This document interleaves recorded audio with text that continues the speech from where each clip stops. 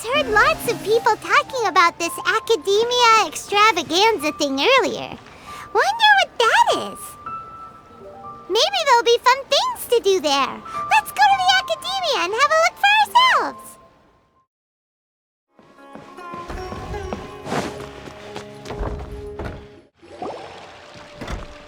A moment, if you would. Are you two the famous Traveler and Paimon by any chance? We sure are! And who are you? My name is Wikas, a member of the Academia Extravaganza Planning Committee. Have you two heard of this festival? Yep, and that's exactly why we're here. Is that so? Looks like our advertising is working. Since you're both interested, would you mind if I gave you a brief explanation of the event? So, the Academia Extravaganza is a grand event run by the Academia with a long and storied history. To be precise, it can be divided into the Wisdom Gala and the Interdarshan Championship. The gala is held annually. During this time, all 6 Darshans will set up booths throughout the city and host guests to showcase the most fascinating aspects of their school, and thus increase their influence. On the other hand, the championship is held once every 4 years. Each Darshan will send a representative to vie for the position of Grand Champion. This year, the gala is being held alongside the championship, so the mood in the city is, as they say, at an unprecedented fever pitch. Got it! Cool! Thanks a bunch for the detailed explanation! You're most welcome. Answering questions regarding the Academia Extravaganza is my job. And I actually do have something I would like to ask the two of you. Huh? Need our help with something? Well, let me begin by saying that this year's Academia Extravaganza is of utmost importance to us. Lesser Lord Kusanali and the sages came up with a plan for the Academia to recruit talented people from the desert starting next year. As such, we've invited a great number of desert dwellers to take part in this festival, so they can hopefully experience the Academia's atmosphere ahead of time. I've heard that the two of you are famous across both the rainforest and desert. With your participation, especially in the Interdarshan Championship, more people will definitely come to appreciate the festival. Exactly! Or do you mean you want us to join a Darshan? But then we would have to deal with exams and essays and stuff like that. No need to worry. The championship participants have already been selected. I mean to invite the two of you as guest commentators. Your job will be to observe and record every part of the competition. There's no pressure. Just follow each match and enjoy the festival. Aside from that, we'll also prepare some compensation for your efforts. We won't have you working for free. That kinda sounds like a sweet deal. What do you think? You can head over to the festival venue later. An organizer there will introduce each participant. Some of them even might be people you recognize. I'll leave it at that for now. So, how about it? Would you like to take this commission? Wow! Having fun while getting paid? This sounds awesome! The main event venue is at the outskirts of the Citadel of Regzar, and the organizer you're looking for is Karina. Tell her the situation and she'll get you set up. The championship is going to begin soon. I wish you a good experience serving as commentators. If you have any doubts, come find me anytime. Alrighty, off we go!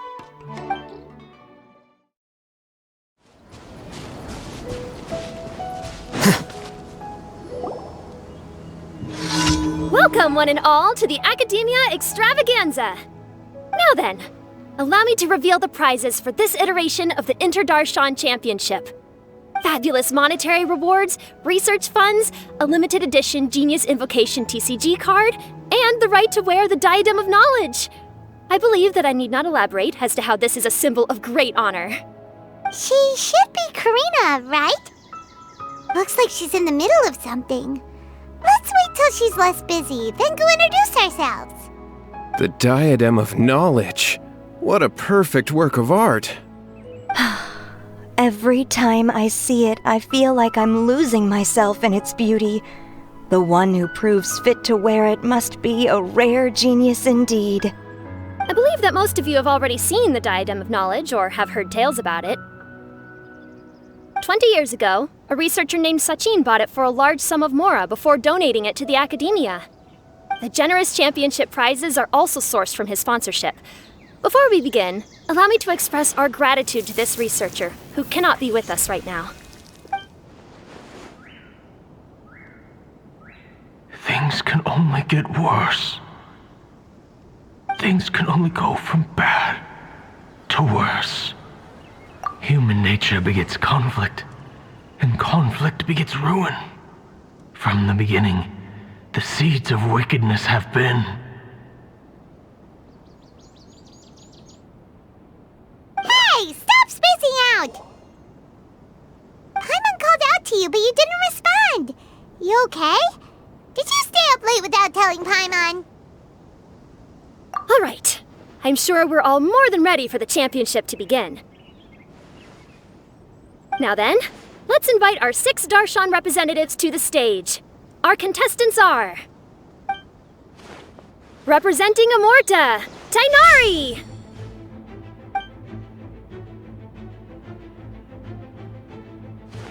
Representing Spontamod, Sino!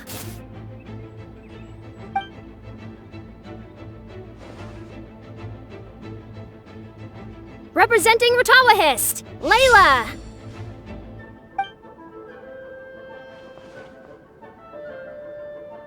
Representing Haravatat, Farzan!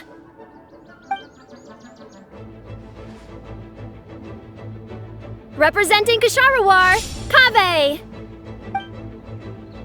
And for Vahumana... Is Vahumana's representative not here yet?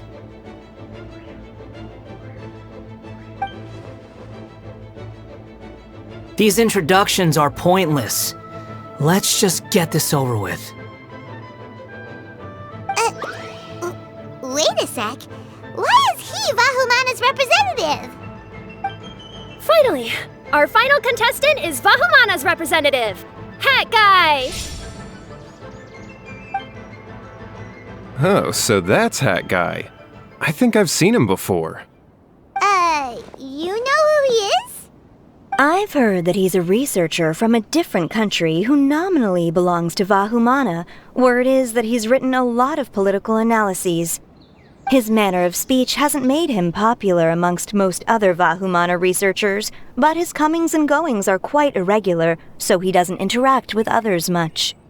Aside from his more controversial aspects, his perspectives are considered quite incisive.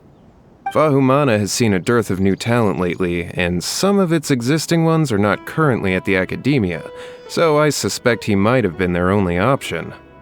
It's just kinda weird. He doesn't seem like the kind of guy who'd participate in competitions like this one. Now that we have our 6 contestants, the championship will soon begin. Who will triumph this time around? Hold on to your hats, because we're all on this ride together.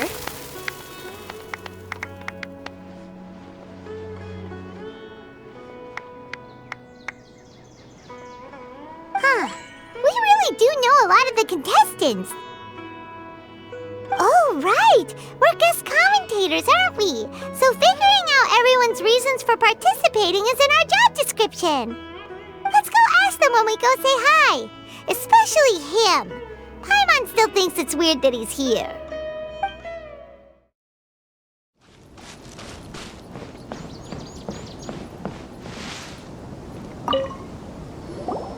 Kaveh! Farzan! Layla!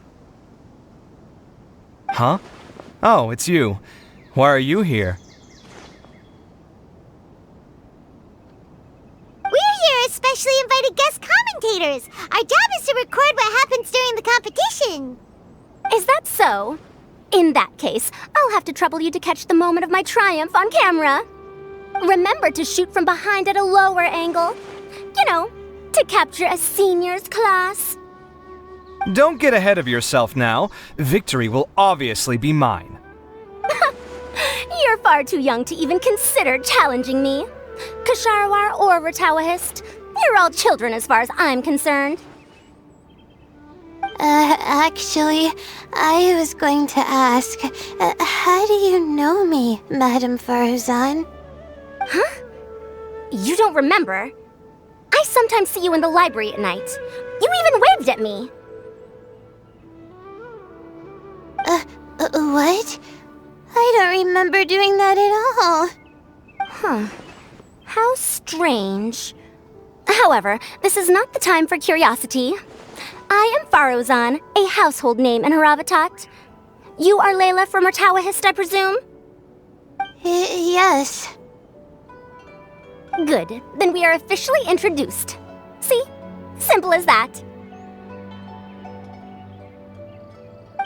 I like respectful ones, by the way. Would you like to join my research group? Madam Faruzan, I'm quite sure this counts as poaching. Let's dial things down. I know, but it's been tough getting people these days, and research funding has been hard to secure. But once I win this tournament, it'll be a different story. So you're just here to increase the amount of funding you're getting? Well, not just that. What, are you curious about my reasons for participating in this event? Well, I suppose that's to be expected. You are our guest commentators after all. There's been an influx of newly enrolled students, and they'll be paying close attention to this competition. If I do win, I'm certain that there will be no lack of students knocking upon my door. Moreover, research resources will be made available to the victor, so that will nix my funding issues. Therefore, my two juniors, I do apologize, but I fully intend to emerge triumphant. I'll do my best as well. At least I don't plan to lose too badly. So, why are you here, Layla? I don't know why, but a lot of people recommended me. I didn't sign up myself. I just woke up to find my name on the announcement board. Oh, I'm really nervous. I've been so worried about disappointing everyone that I've been losing sleep. Stress not, young one.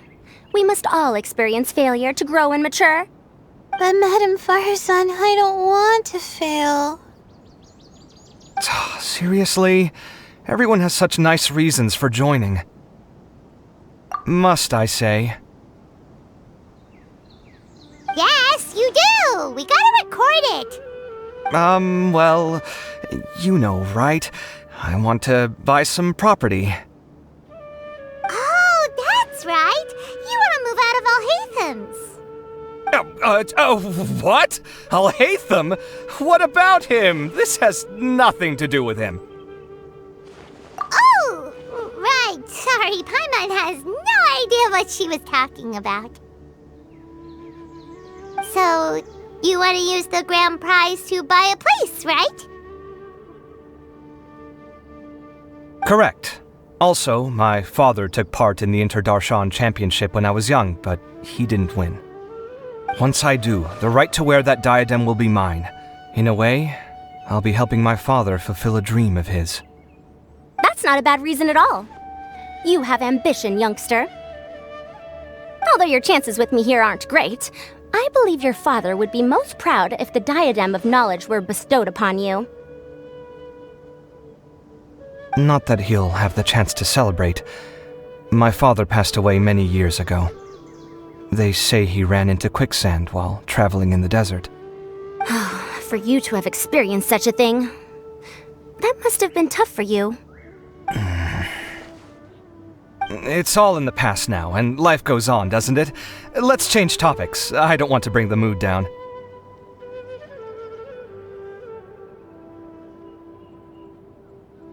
All right. Earlier, you said that you want to use the prize Mora to purchase a home. Where do you live now? Do you live alone? Well...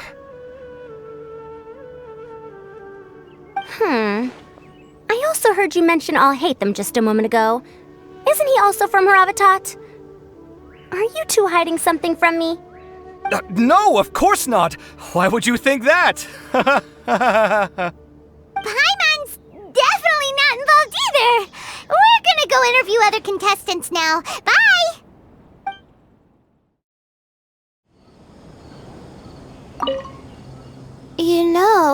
just thinking, how did the two of you meet? I was wrestling with a particularly tricky problem, and she happened to pass by while I was puzzling over it at the House of Dana. She then proceeded to provide some comments. Provide some comments? I was bestowing instruction. In truth, I have no intention of solving Ksharowar's problems for them. But I decided that this youngster seemed to have a decent attitude, and so we had a good chat. But ultimately, I am a Haravatat scholar, so please come to me with questions about linguistics next time.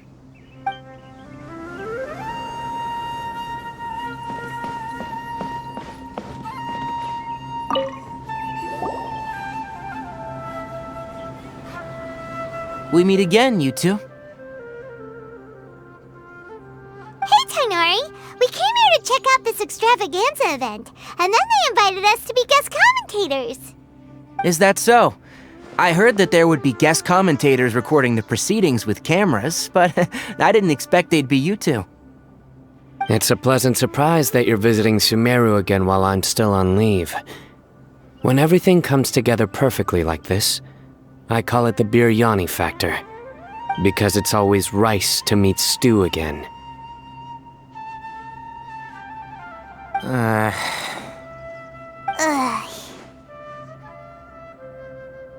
So, Tainari, you're representing Amurta, and Sino is representing Spantamad. But haven't you both already graduated? Can alumni also take part in the competition?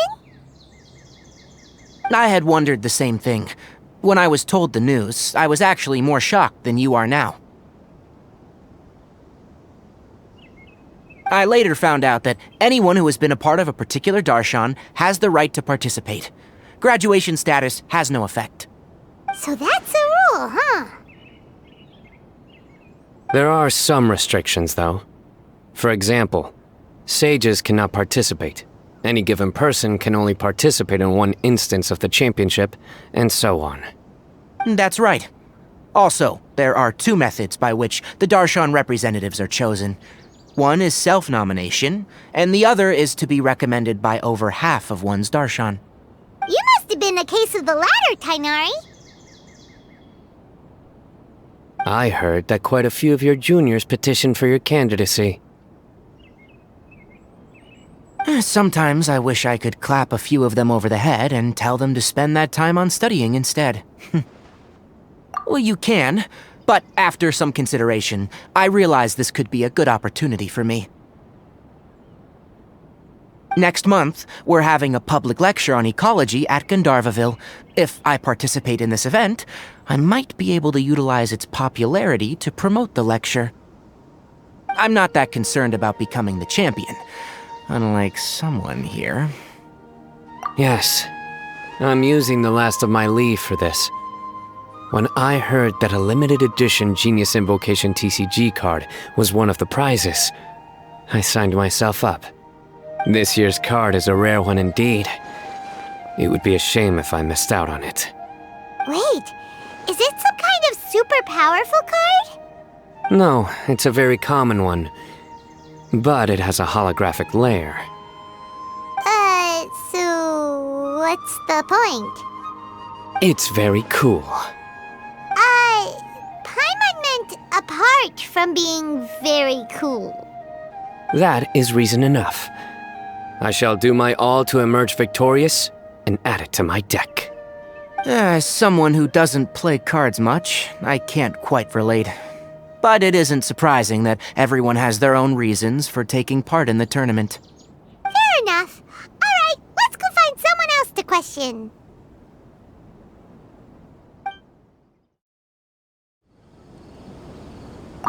I'm surprised you were willing to come to Sumeru City at all. Well, the atmosphere at the Academia has improved immensely since Azar and his ilk were deposed.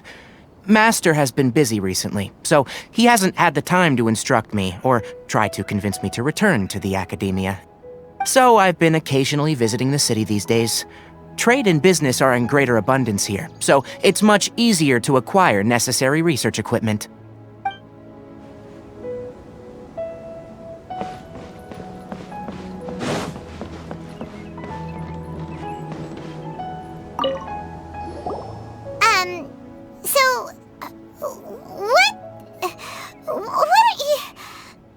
Just call me Hat Guy.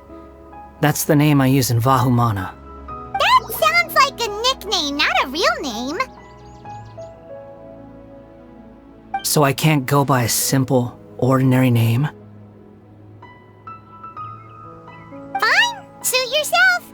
Alright then, Hat Guy, why are you taking part in the Interdarshan Championship?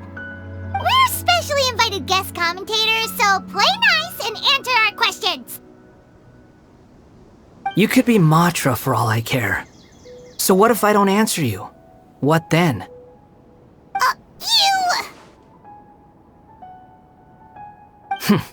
I'll tell you this much. I have an agreement with someone not to reveal my motives. You're not plotting something in secret, are you? Well, it's hard to say. Why don't you take a guess? Ugh, Paimon's had it with you. Fine, be that way. Then we won't ask you why you're participating. Instead, why did you join Vahumana? You two sure like to poke your noses where they don't belong. If I don't say anything, are you going to annoy me to death? I heard that the Vahumana researcher named Akaba was researching the Tatarasuna incident, so I wrote a few essays to refute his points.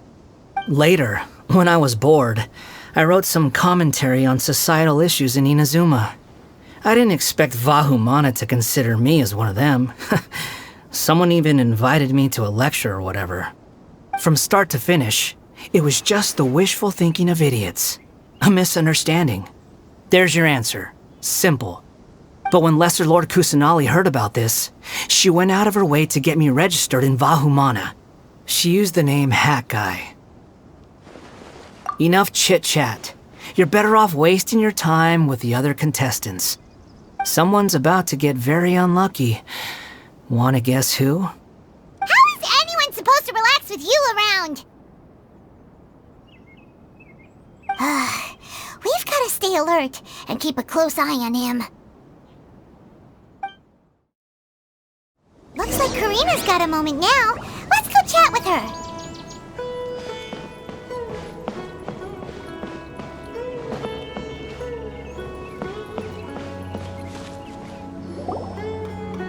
You must be the guest commentators Vikas invited. I've heard about you.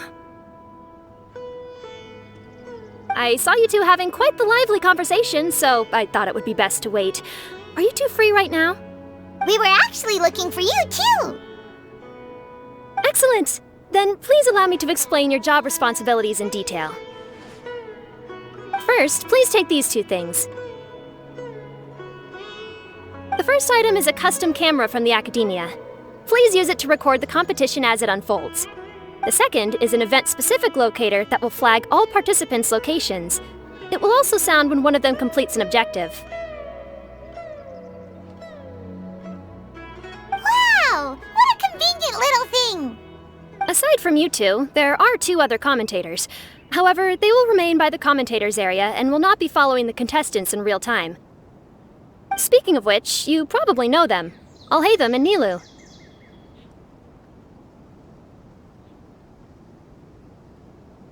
Oh, it's them! We have to go over and say hi later. Well, don't let me keep you, unless you have any questions for me. Why do you ask? Really? I didn't see any such person. Could I ask when you saw him? Strange. I was on stage the entire time, and I didn't see anyone come up. Paimon didn't see anyone either. Perhaps you're mistaken. However, if you have any leads on that matter, you can talk to me at any time. Hey, Traveler. Paimon. Long time no see. Dia! Candace! You two are here as well! Ah, so they're two friends of yours. In that case, I'll take my leave. May you all have a wonderful time during the extravaganza. The Academia sent us both invitations, so Dia suggested that we come together. The villagers were also encouraging me to travel outside the village. I couldn't find it in myself to turn them down. We're here now, so no point dwelling on that. Even though this extravaganza isn't a holiday or anything, it's still a big deal here in Sumeru. Merchants from all over will set up shop. There'll be tons of stuff to eat, use, and wear, more than you can count. I'm already set on helping you buy 2 new outfits. I mean, who wears the same thing at work and home anyway? I'm looking forward to it. Just being able to relax and wander the streets freely has already made my day. So, Traveler, Paimon, you two want to come with? We'd love to, but we've got work to do right now. Aw, that's a shame. Let's hang out together when you're free then. Sure! In that case, Candace and I'll head out first. Good clothing and fabrics are very much in demand. If you snooze, you lose. Oh, right. We should also get some accessories. No need to rush. I think we'll have a better time if we take things slow. See you two later. Feel free to come find us whenever you have the time. Paimon didn't think that Candace and Dia would come. Hanging out with them sounds like a great time. Still, looks like the competition's starting soon. Let's go over to where Alhaitham is and see what's going on.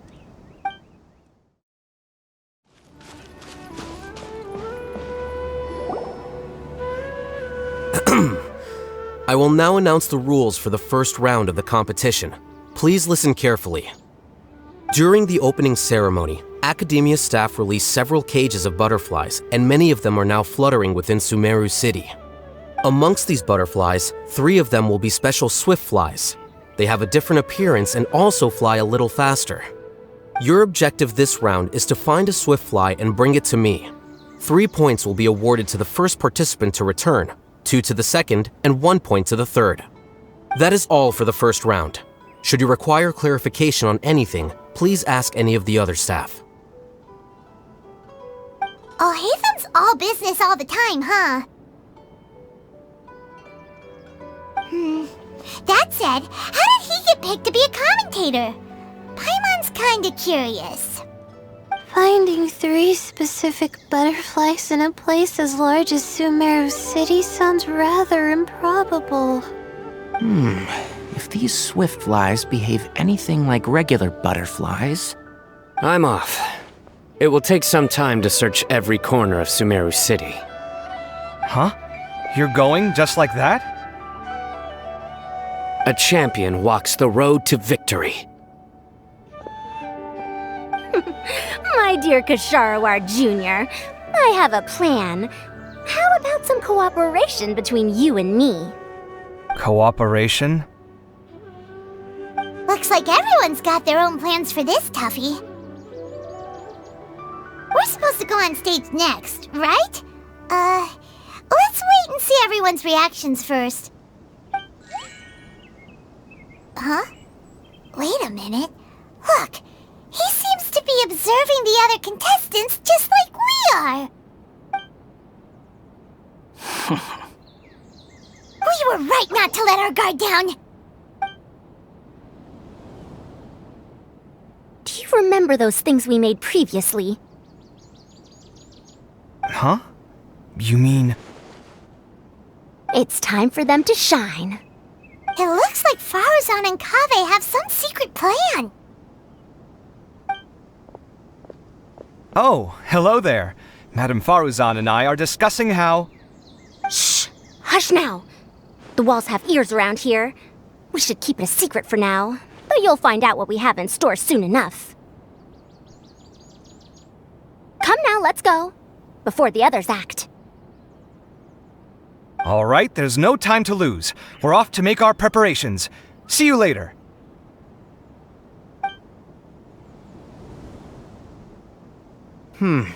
This is basically what I'll need. Do you think you'll have any difficulties? I have most of the reagents with me, and I can buy the rest. Kale, you're here too! Kainari, you have a master plan ready? My hypothesis is that the swift fly's morphological variations won't significantly affect their fundamental nature. So I'm planning on using this to lure them out. Of course, I could be wrong.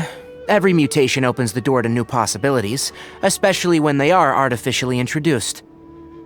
Details will have to wait until after the post-experimental analysis. For now, Kale and I are going to buy some reagents for our experiment.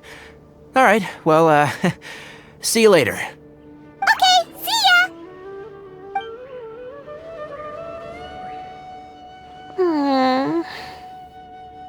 Hey, Layla! You look a little worried. Yeah, I have no idea what I should do. What color are these swift flies? Do they have special markings? How do they differ from ordinary butterflies? Oh, I can't even figure out these basic questions, and most of what I've learned in the past is completely useless here. Aren't people who research the stars supposed to have some extraordinary abilities? Why not use astrology to solve it? Oh, you're another contestant. That guy, was it? Is it that you can't use astrology during the day? Guess that skill's less useful than I thought.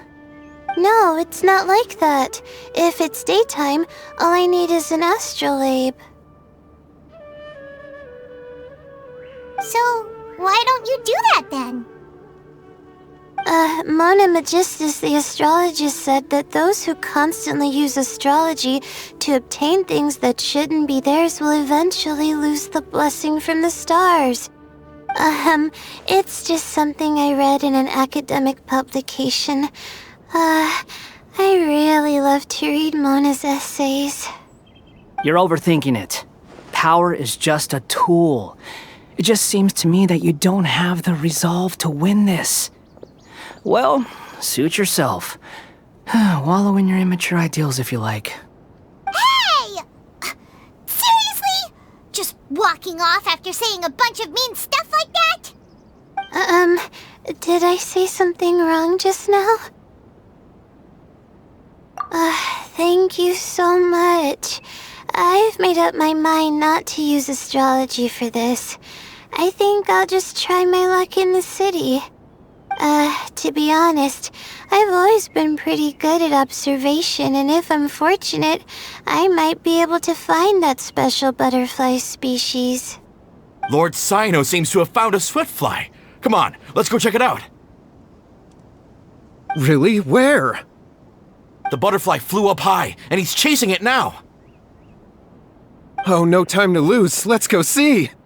As expected of Cyno.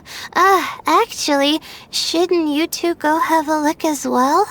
The moment when he catches the butterfly will likely be one worth recording after all. I'll head into the city shortly to start my own search. I'll see you later. Alright, in that case, let's go see Cyno first, and then we can check on what everyone else is up to.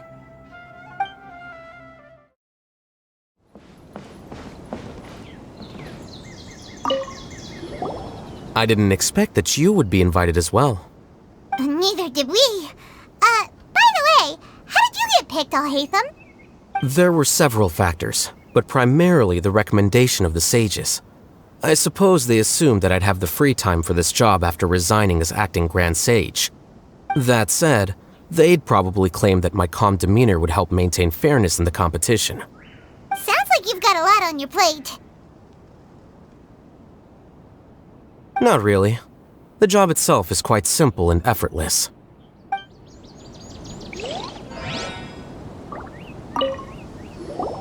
This is my first time commentating for such a competition. I'm feeling kinda nervous. Nilu, how did you get picked to be a guest commentator? The staff said that spectators would be less inclined to come if the contestants and commentators were all from the academia. I don't quite understand it, but I'm happy that we're able to all meet again.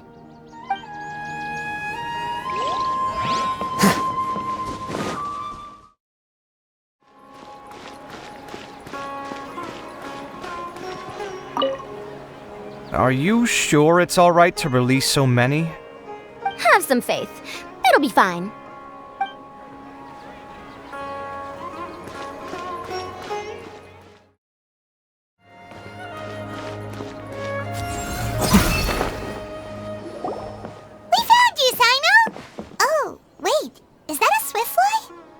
Stay put. Don't move. He caught it! Huh? Sino, what's wrong? This isn't what I'm looking for. It's a... Finally, I made it. I heard that you caught a swiftfly, Sino. Mind letting me see what it looks like? Hold on. Isn't this the mechanical bait that I released earlier? Why would you catch that instead of a swiftfly? Wait a minute. If we consider this from a different angle, isn't it a good thing that the bait you made was convincing enough to fool even Sino? That's right. During a previous interior design project, I felt that the artificial flowers on a wall were a little bland, so I decided on placing a few moving mechanical butterflies to add some pizzazz. In order to make them both small and nimble, I consulted with Madame Faruzan. Not long ago, the two of us took all those mechanical butterflies and released them into the city. Why would you do that? Need you even ask? Young people these days really do need to get out more. Have you never played that game where you place strips of paper on a bamboo pole and wave it across a field of flowers to attract a whole kaleidoscope of butterflies? No, I haven't. Wait, so you're trying to... That's right. The butterflies within the city will mistake our mechanical bait for one of their own and follow them around. As long as we keep releasing and retrieving our bait, we can capture all the butterflies within the city. What comes afterward is just a matter of separating the swift flies from the others. Huh. Guess that's one way to do it. Do not underestimate the wisdom of your elders. I had already thought of this method the moment the round's rules were announced. Of course, we also owe much to this fine junior of mine here for making such lifelike butterflies. It seems that Kasharawar has not quite declined as far as I had thought in recent years. Their teaching skills at least seem to be intact. Well, I just stuck to what I do best. The idea was yours. No need to be so polite. Once we capture all these butterflies, we shall split the points for this round. Look, one of them is returning now. Huh? Wait a moment. Are my eyes deceiving me? Why don't I see any butterflies behind it? That's because there are none. Seems like your plan has hit a snag. Looks like the match continues. I'll be looking elsewhere. Huh. Strange. Has something else diverted their attention? Come, let's search in the direction the bait returned from. We'll go have a look too.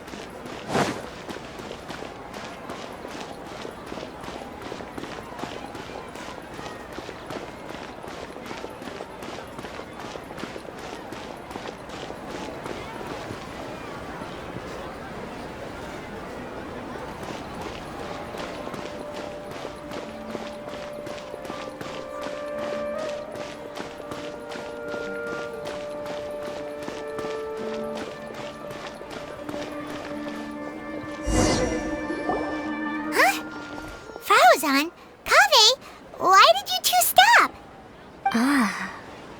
So it was the Morta boy. Tainari! Fascinating, isn't it?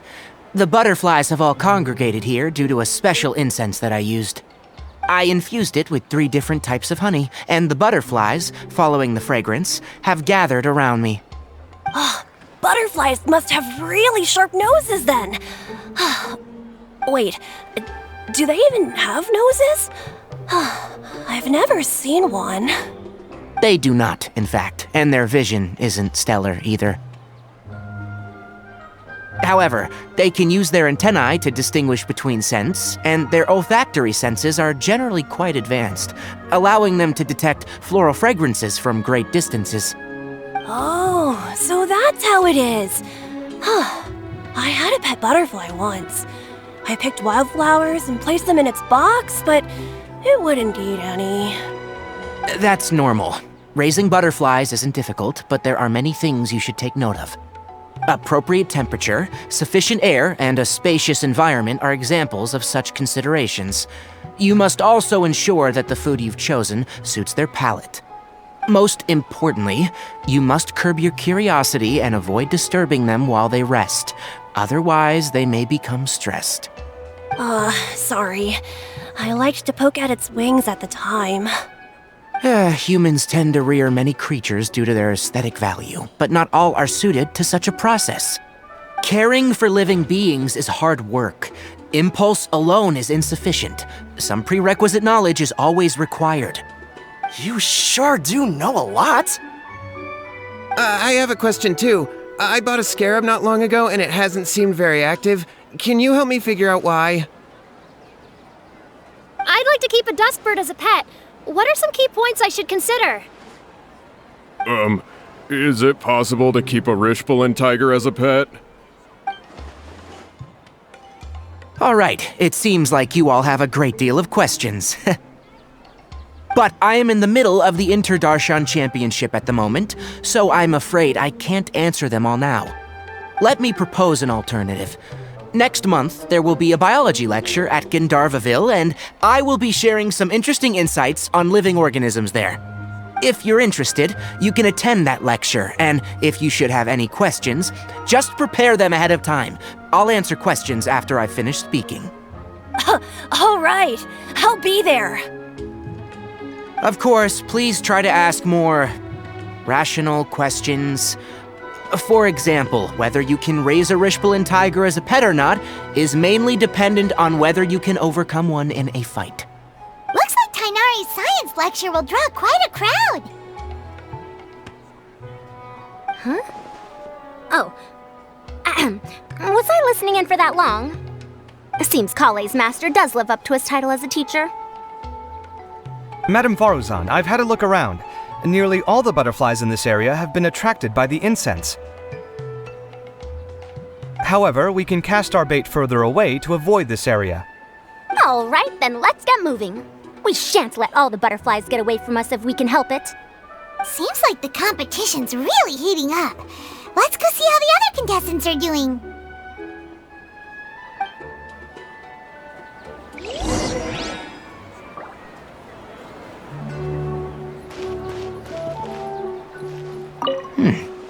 The scent is starting to fade. Seems the wind is stronger than I thought. The incense isn't going to last long.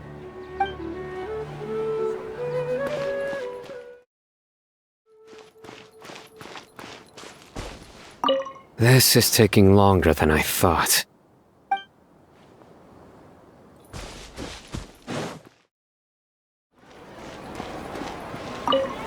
Please lead the Swiftflies back here. I'm really counting on you.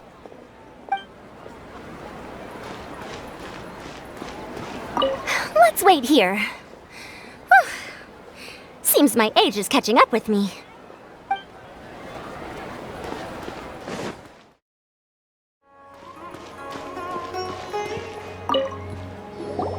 What brings you two here?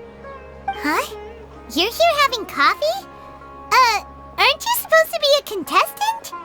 Is there really any need for me to take part while everyone's running around like it's some sort of carnival? Don't worry. I'll get involved once things actually get serious.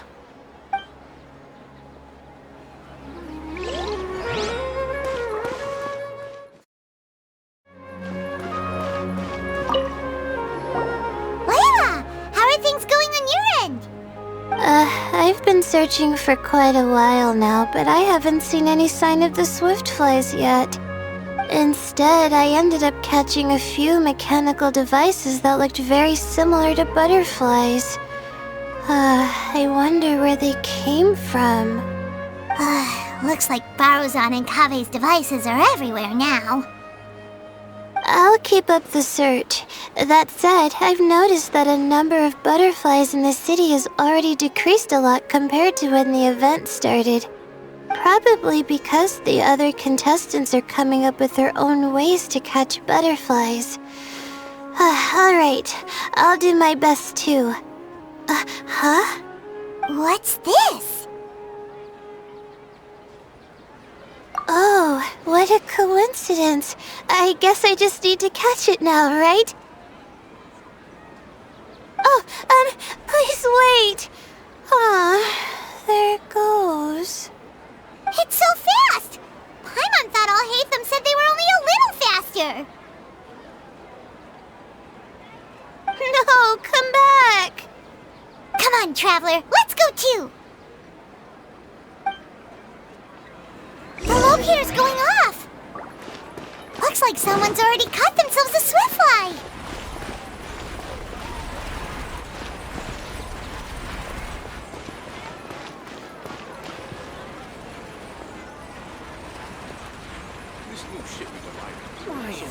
The locator's going off again! I don't get it. So, someone else finished too?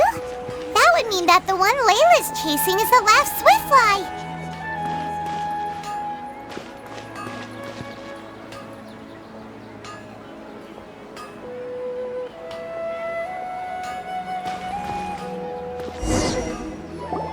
Oh, it just occurred to me that we should also get you a makeup box. No, it's fine. I don't think I'll end up using it. Maybe you won't, but it doesn't hurt to have one, right? Come on, just trust me on this one. Huh? Who are you, and what do you want? Please, don't move. Don't move? Who sent you? Dia. Don't worry, I can handle this. Now, tell me, what do you want?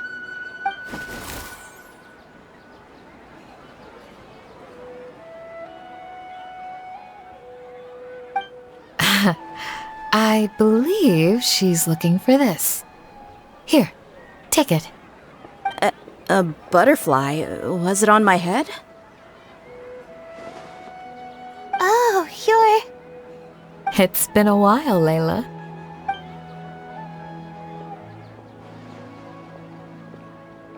A friend of yours?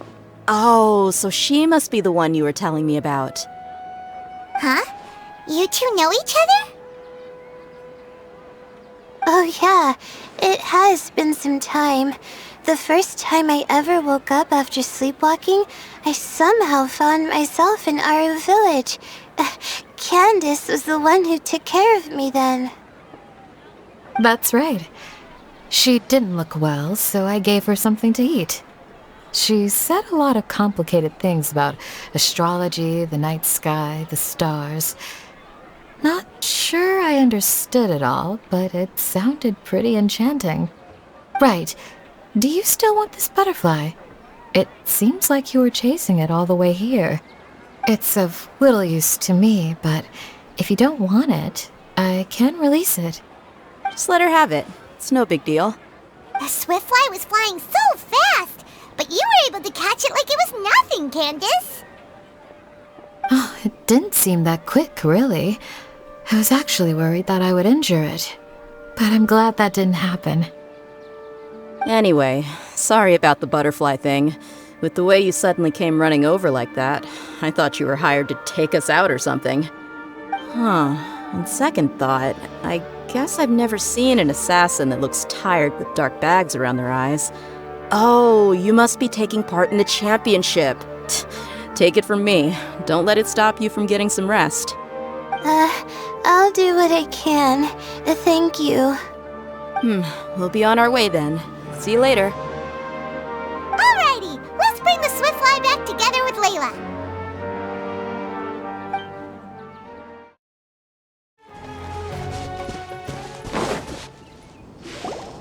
It seems we have a third contestant who has returned with a swiftfly. With that, the first round has come to an end. I anticipate that all of you will keep up the effort for the second round. Dismissed. Your closing statement sounded so... how do I put it? Decisive? Well, you could certainly stand to try being more decisive, Nilu. It would help you live more freely. Hang on a second. Who were the first two contestants with swiftflies? Tighnari was first, and as for the second, it's being discussed right now. Hey, Alhaitham, I think I've come up with a good idea. Second place gets 2 points, right? Can't Madame Faruzan and I split the points between us? Quite the imagination you have there. I've read the championship handbook from cover to cover, and I never saw any rule which permits that. Then we can just add a rule. Do you really think I'd do that? Oh, come on, you're not going to stand in the way of my victory, are you? Well, you're free to send the organizing committee an application outlining your naive proposal. They'll get back to you within 3 working days. 3 working days? It'll be too late by then. Unfortunately for you, even dreaming is gonna cost you. Paimon gets it now. Kaveh and Faruzan found the second Swiftfly together, but the rules say that only one person can get the points. Oh well, the rules are the rules. Since you call me madam and politely ask for my help, I shall give you these points. So I'll put the points under Kaveh's name then? No. If I take these points, won't that only detract from your contributions, Madame Faruzan? You might be alright with that, but I cannot do it. Not in good conscience. I don't have any problem with it. There are 2 more rounds after all. Losing one isn't a major setback. But if you insist, I have another method. We can draw lots to see who will receive the points. Lots, huh? What? Is there something wrong with that idea? No. Well, let's do it. All right. I'll get the paper needed for the lots. Give me a moment. Oh, seriously? I'm sorry, but it appears that luck was on my side this time. No, you do deserve it. I'm just lamenting my bad luck. Perhaps that's why my life is rife with troubles. Indeed.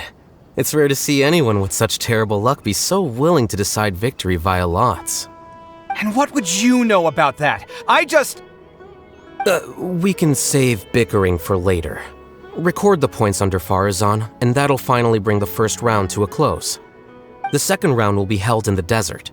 We'll be moving our commentator stand over to Aru Village. Let's meet up in Aru Village once everything is ready. I'll announce the details of the second round then. Till then, you have some free time. I'm off the clock at this point, so it's farewell for now. Wait, Alhaitham! You... Don't be upset, Kaveh. Sighing can carry away your good luck, you know. Oh, so that's how it works. In that case, I'll take in some deep breaths.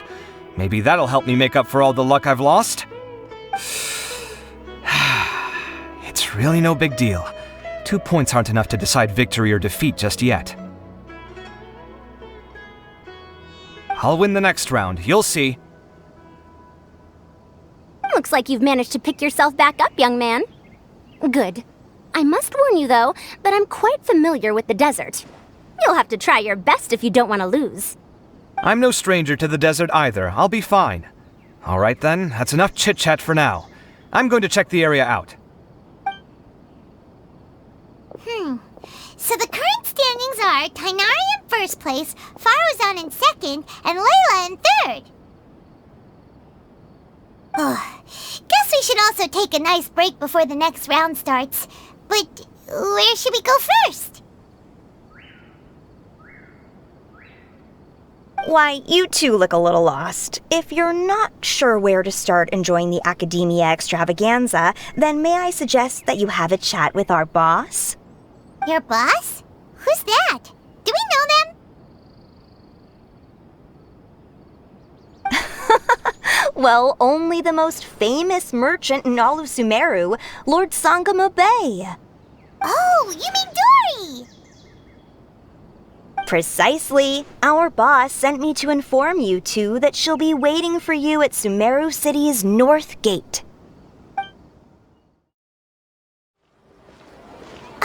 Oh, well, if it isn't the Traveler in Paimon. Hey, Dory! Are you here to attend the Academia extravaganza too? Of course! People are practically flocking to Sumeru City! You couldn't ask for a better opportunity to do business! This is one of the entrances into the city, and it's very close to the Wisdom Gala booths. There'll be an endless stream of customers! I can already hear the Mora going clink, clink, clink as they fill my coin pouch! Well, is there anything you'd like to purchase? We've got everything you need and deals that can't be beat.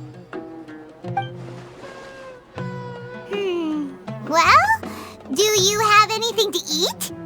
Oh, wait, we're celebrating the extravaganza and you're only thinking of eating...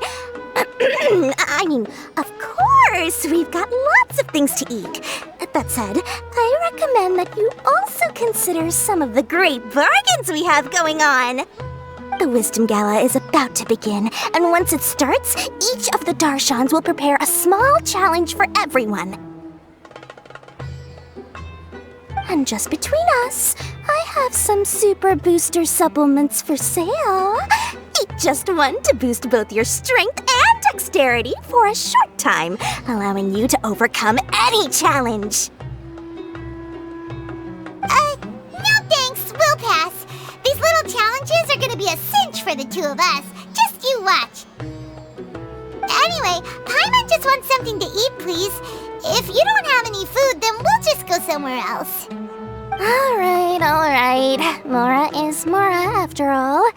What would you like to eat? Well, Paimon's pretty hungry right now. Do you have any touching? Let me see.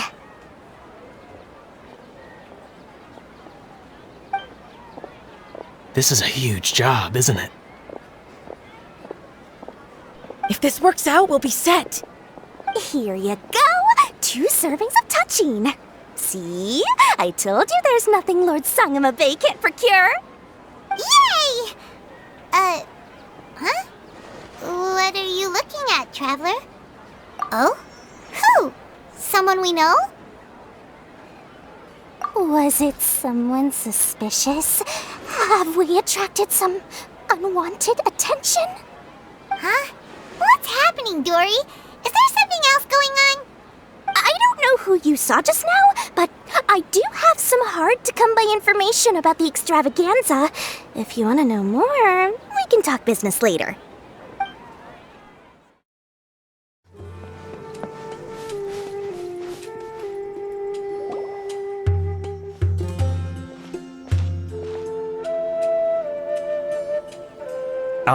Is it me, or are the bags under your eyes even darker than during the last round?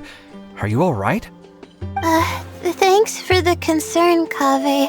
I just haven't been sleeping well lately. Even though I try to fall asleep, I can't get the championship out of my head. And before I know it, it's morning again. I know the feeling. That happens to me too when I'm agonizing over my blueprints. Do you have any tips for dealing with that? To be honest with you, no.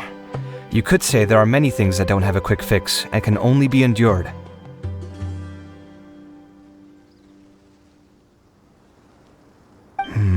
I suppose you can think of it as something akin to an illness. Sometimes there's no effective cure, so you just have to let things run their course. I don't know what's stressing you out, but I can feel all the anxiety and pressure coming from you. The next round's about to start, so chin up and do your best. Oh, okay. You do your best too. Looks like everyone's here.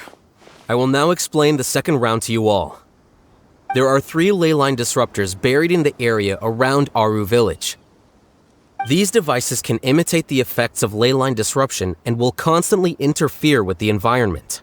Your goal is to shut them down. The first 3 who manage to finish this task will be awarded 4, 3, and 2 points accordingly. Note that each person may only bring a set amount of food and water with them, and that leaving the designated competition zone will result in disqualification. Well, what do you think?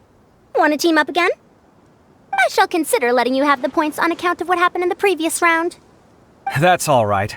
I've been here many times, and in any case, machines are one of my specialties. I doubt this will be particularly difficult.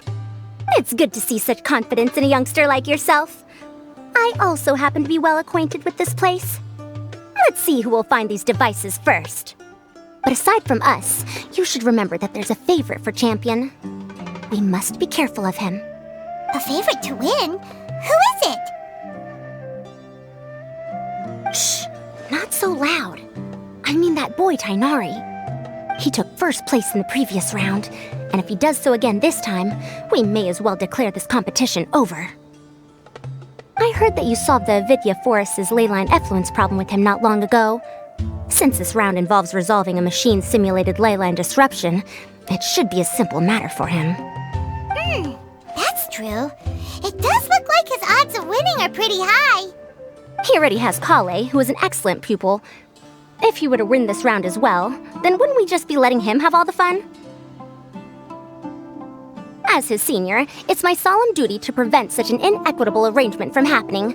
I'm off. I'll get going as well. See you later. How are you feeling? I think I'm okay, but I'll take things slowly for now.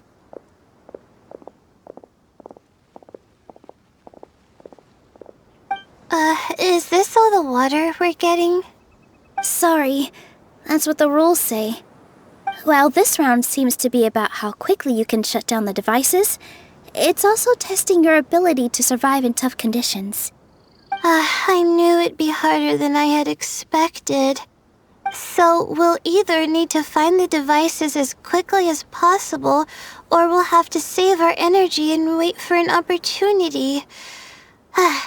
Okay, I'll head out shortly. Thanks a lot, Nilu. You're welcome. Please take care of yourself. Well, there goes everybody. So, who should we visit this time? Let Paimon think. Oh, right! Didn't Faruzan say that Tainari's the favorite to win? Let's go look for him first.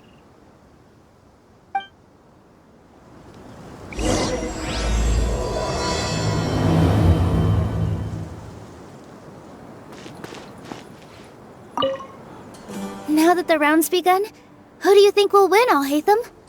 The ones who find the disruptors will win. Well, yes. But aren't you just repeating the rules?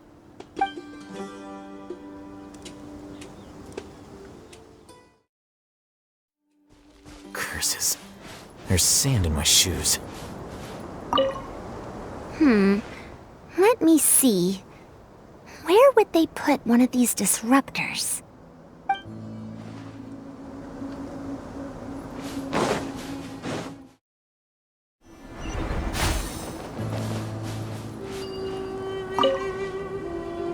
A desert fox? Why would there be desert foxes here? Oh, whoa! Stop biting my clothes! Hey!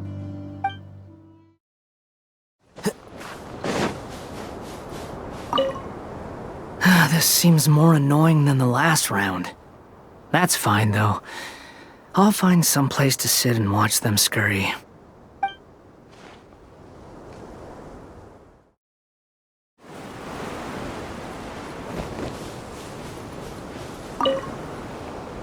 The sun is especially intense today.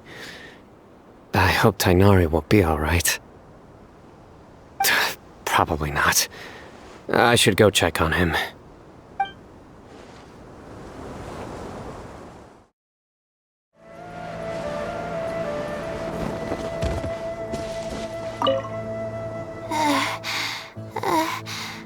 I feel a little faint.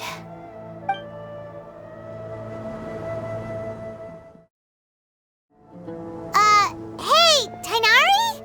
Tainari! Huh? Weird. The locator says that he should be around here somewhere. Tainari! Can you hear us?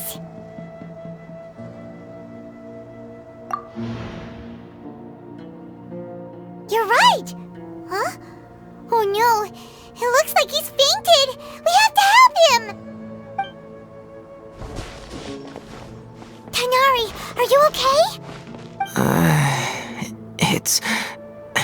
so hot. Oh, so you passed out because of the heat. Are you not used to getting around in the desert? That's right. I usually bring lots of water when I go to the desert, precisely to avoid this situation. I went through all my water very quickly, and with the effects of the disturbed ley lines, I started feeling dizzy. My ancestors, the Volukashuna, were originally from the desert. But I guess this is what happens when a species migrates. They become intolerant of their original environment. This isn't the time for a history lesson. Let's get you some water. Humans. Such fragile beings. Your bodies can't even survive extreme changes in the environment. Here, take this. Let him drink it.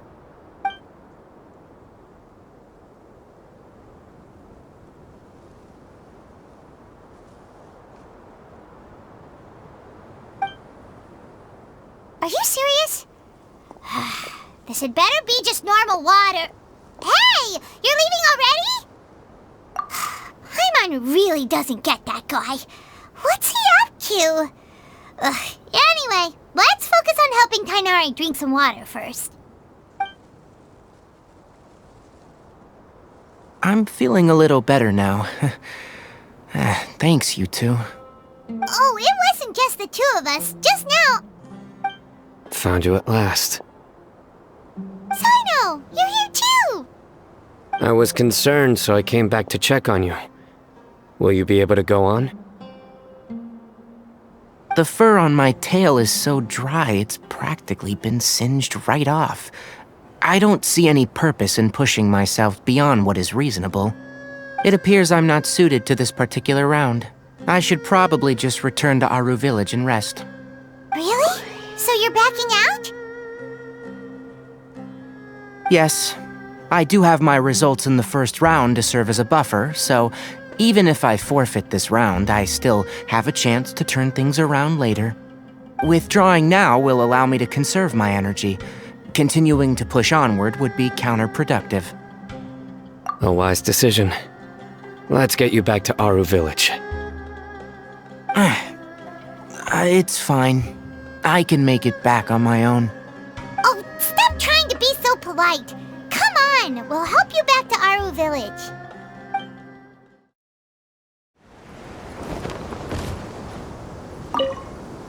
You two must have a lot of free time if you came looking for me.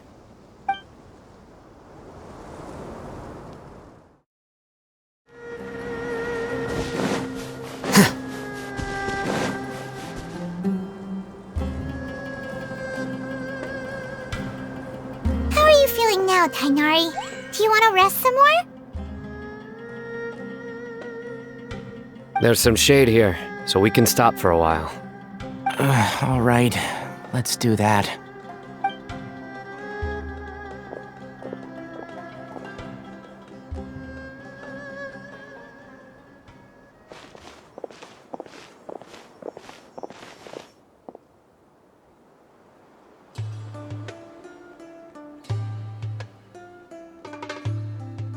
Oh, Sino and Tighnari. And you've got the Traveler and Paimon with you. Oh, hey, Layla! Yeah, the sun was too strong, so I decided to take cover here for a while. What about you? Are you all done already? Unfortunately not. I'm not quite as capable as I thought. I intend to withdraw from this round. Sino and the Traveler are escorting me back to Aru Village. Withdraw? Can you even do that? I believe the rules do provide for such a situation. Alhaitham did say that the act of leaving the competition grounds would result in disqualification from the round. Didn't I ask you if you were alright before this? If you had just decided to withdraw then, you wouldn't have had to suffer. Well, I had to try, didn't I? So I tried, and it didn't work out, and now I'm backing out while I can. When I get back, I'm definitely going to make a batch of sun-resistant oil. Next time I venture into the desert, I'll be prepared. By the way, You're Layla, aren't you? You don't look very well yourself. Will you be alright? I did feel a little faint when I first entered the desert, but I feel a lot better after resting here for a while. Be careful not to push yourself too hard. Don't worry. I'm just... Feeling the pressure? Uh-huh. You can tell? Your expression is similar to the ones I see on criminals' faces when I interrogate them. To tell you the truth, I'm still not sure whether I have what it takes to represent the Interdarshan in the championship. Most people voted for me because of all the rumors surrounding me, and to be honest, those rumors don't really mean anything. Now I don't know how to deal with all the expectations they've put on me. Even the people who usually criticize me voted for me this time. So I feel like I have to live up to their expectations somehow. So their expectations are putting pressure on you. Yes. Actually, I heard that you were voted in as well, Tainari. How do you deal with it? To be completely honest, I don't really feel any pressure. Firstly, those who expect things from you do not necessarily do so for benign reasons. On the other hand, those who do consider your feelings certainly wouldn't want you to push yourself. Next, we are researchers. Our primary duty is to interact with knowledge, not to meet others' expectations. As for me, I took part in this competition to advertise for an academic lecture at Gandharvaville next month. I'll obviously try my best during the competition, but I won't let any additional pressure get to me. I think you can also try to find a clearly defined goal. That may help you. I understand.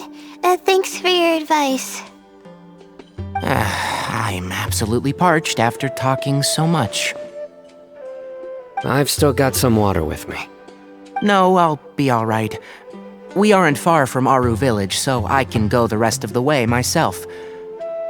You should get back to the competition. Don't you want to win that limited edition card? Yes. Alright then. Your spirit will live on through me. Hey, don't talk like that. I'm not dead, Sino. Everyone, I'll be heading back now. See you after the round ends. I'll continue searching for the ley line disruptors. Are you feeling better now, Layla? Yeah, I feel like some of the weight has been taken off my shoulders after chatting with Tainari. It's been a long time since I first left my hometown to come to the academia, and every day here has been so precious. But of course, there have been some rough times. All sorts of complex astrological models, countless quizzes, and essays that took all my brain power to barely finish. Each of those things are like huge boulders barreling at me, forcing me to continue running forward. When I was chosen as my Darshan's representative, it felt like another boulder was added to the ones already rolling behind me. Every time I close my eyes, I think of all the people I'd disappoint if I mess up. Yeah, I think that's what Tainari was trying to tell me.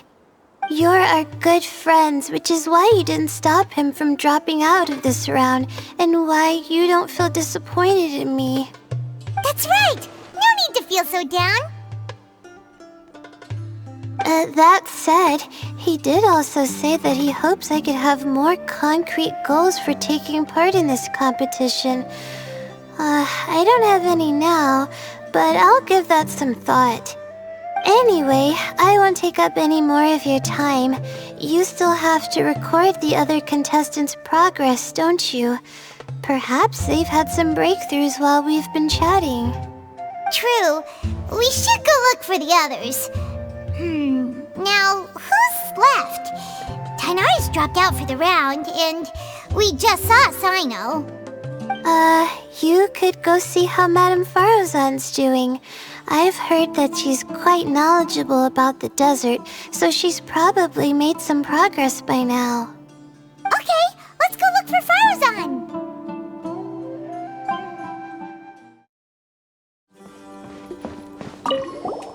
Looks like someone's taking it easy. You should be thrilled that I have nothing to do. Otherwise, that means someone's in for a very, very bad day. But if you don't get any points this round, you won't have a shot at winning. It's not like I care about winning or clout. Really, the real prize for me is watching all these people fight over something so useless. Oh, you reminded me of something. There shouldn't be any more incidents after this round. If you'll excuse me, I have somewhere to be.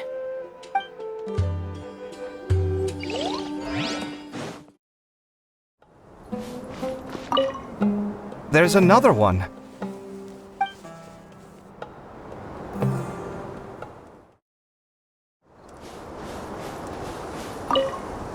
I will never give up. How did the rest go? Oh, right. I will never give up. My will is my greatest weapon. Hey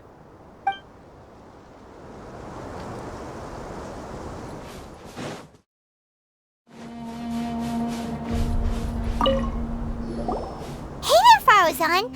Have you made any progress? You're just in time. I'm about to start digging right here. Oh, you found the leyline disruptor already? Such a simple problem could never confound me. Not long after entering the desert, I discovered a primal construct that was acting abnormally, so I followed it all the way here. Once I got near here, it suddenly disappeared. Something unusual must be happening around this area. You're a true expert, Madame Faruzan. You knew what to do right away. Well, I do happen to have more experience than most. But that aside, has anyone completed this challenge yet? Nope, not yet. Well then, I suppose I'll be the first. What about that boy Tainari? Oh? And why's that? He's not used to being out and about in the desert. Huh. I didn't think he would have such a weakness. I suppose he could use a bit more training. What about the others? Is that Ratawahist girl still a bundle of nerves? Tainari gave Layla some advice, and she seems to be doing a lot better now. Sino just started his search for the disruptors, and as for Hat Guy, well, who knows what he's thinking. And what about Kaveh? Has he found a leyline disruptor yet? Paimon doesn't think so, or our locators would have already let us know. Strange. What's he lollygagging for? With his skills, you should have heard something from him by now. Well, I'm afraid the most thrilling moments are already done here. You should probably go find Kaveh and see how he's faring now.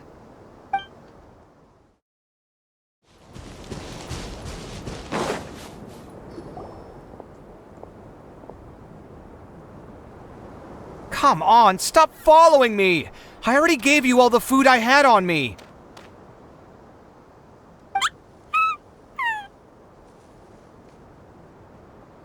You can cry all you want. I don't have any more food. All I have left is a half bottle of water, and I can't possibly give you that. Without water, traveling in the desert will be incredibly difficult, and I still need to find what I'm looking for. Mirak, can you help me out here? Keep them away.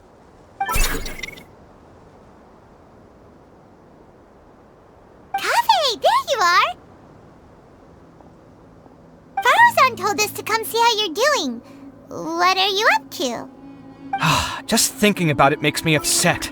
Not long after I entered the desert, I was accosted by these fellows.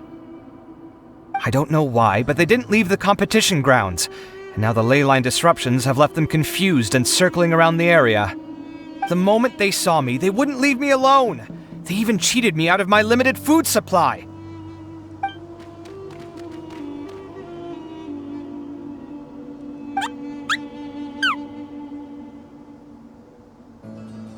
Hey, didn't I ask you to keep them away?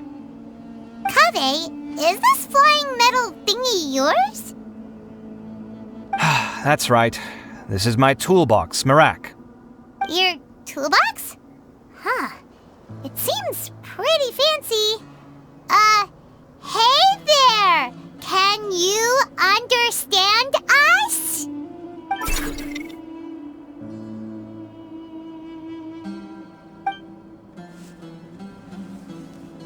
Sometimes I need to carry things when I go out, so it's handy to have a portable toolbox.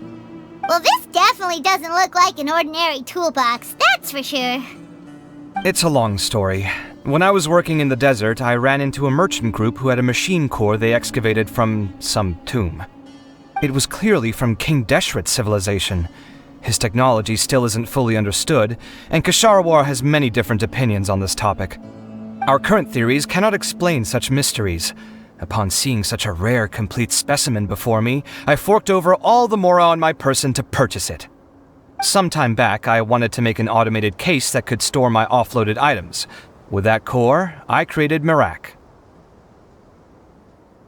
It can't understand commands that are too complex, but it can serve as my assistant and help me with things like mapping and surveying. Most importantly, it can't talk, so it can't give me any attitude.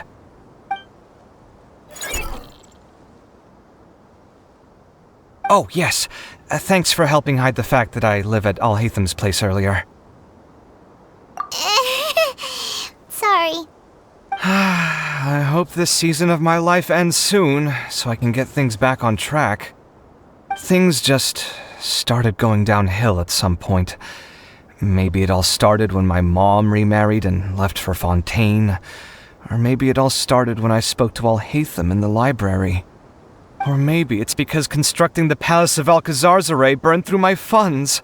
I'm still paying off the debt from that one.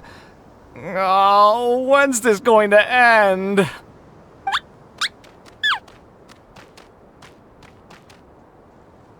Now that I think about it, I guess we're all unlucky here. It's not like any of you asked to be trapped in a ley line disruption. Okay, let me get you all out. Kaveh, aren't you going to look for the ley line disruptors? Yes, but I can't just leave them here, can I? Oh, forget it. The more I think about this, the more I feel a headache coming on. I'll get back to searching once I get them out of here. Time's a-wasting. I'm off. Kaveh looks like he's conflicted. He really wants to win, but he can't ignore those he wants to help. Paimon's always felt like he's the type who easily gets himself into tough spots. Paimon doesn't mean this in an insulting way, but he seems like the kind of guy who'd be really easy to take advantage of. Whoa, someone's done already! Paimon also wants to know. Let's go back and ask Alhatham.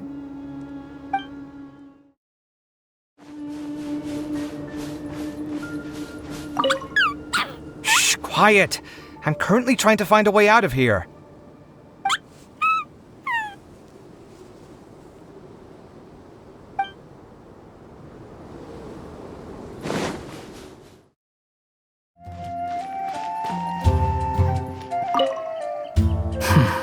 I see. 20 years ago.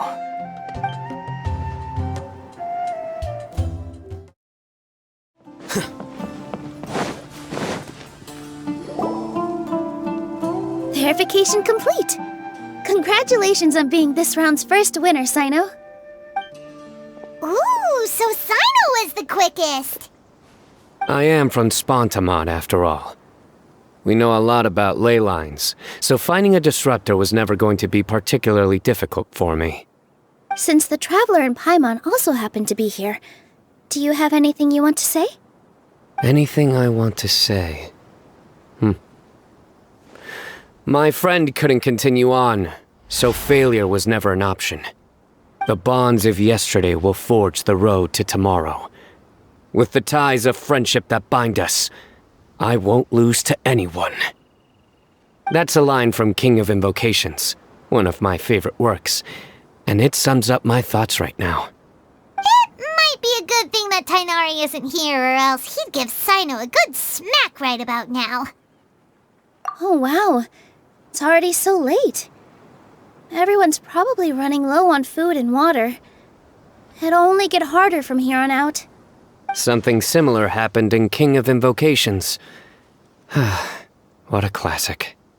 Any thoughts on that, Alhaitham? I have no thoughts regarding King of Invocations. Milu obviously wasn't asking about that. Deserts are much more dangerous at night, so this competition should be nearing its end. At the moment, only Farazan, Layla, and Kaveh remain. I wonder who the next person to find a disruptor will be. Wait, only 3 people are left? Tainari forfeited, and Sino's already done. What about Hat Guy? He also forfeited not long ago. Paimon can't understand what he's thinking at all. But, like Alhaitham said, this round's almost over. Let's go see what the other contestants are doing.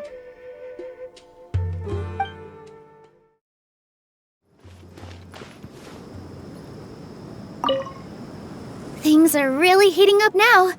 You can feel the contestants' passion too, can't you, Alhaitham?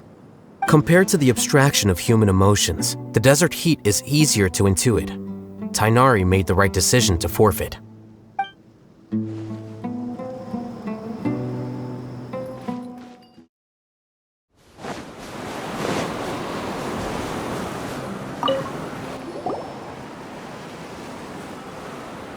Hello again.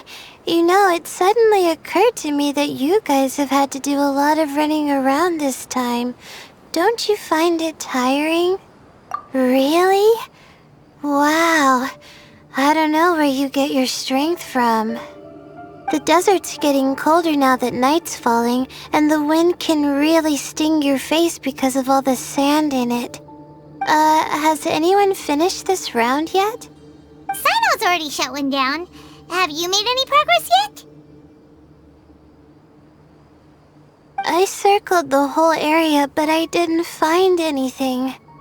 But I did have the chance to think some more about that thing that was weighing on my mind, and I realized something. Well, my fellow Ritawahist members must have all put my name forward for different reasons, and maybe a lot of them only picked me because they wanted to watch me make a fool of myself. But be that as it may, I believe that a lot of them genuinely do expect great things from me. And I want to live up to their expectations. I don't want them to regret putting my name down. Huh? But doesn't thinking like that put a lot of pressure on you? Of course, that comes with some amount of pressure for sure.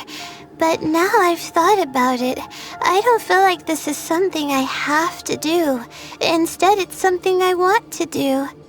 That may not sound like a huge difference to you, but it's helped me relax a lot.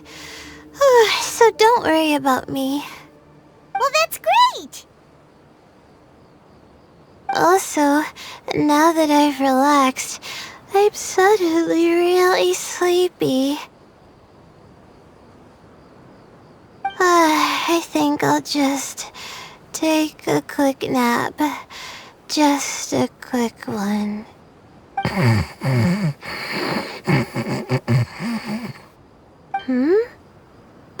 But the competition isn't over yet. Oh, Layla. She's really a bundle of nerves, isn't she? Wait, you're... Good to see you too. It's nice to be out. Feels like I've been cooped up inside for quite a while. Well, since I'm here, I guess I should help her finish this. What are we supposed to be doing here again? Finding a ley line disruptor, was it? Let me see. Looks like she's basically gathered all the information she needs. It won't take long to wrap this up. Come with me, you two.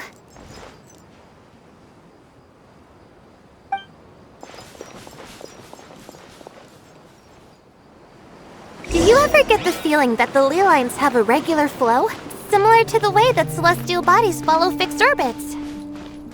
If we were looking down from on high, I wonder whether we'd find that the ley lines are just the reflections of the stars upon the Earth. Not all astrological phenomena can be directly observed.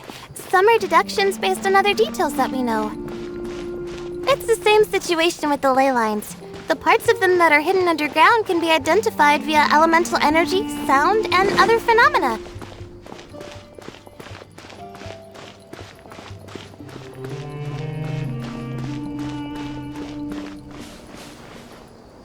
Plus, now that someone has shut one of the disruptors down, the contrast between before and after can provide me with further information still. Let me see. It should be here, I think.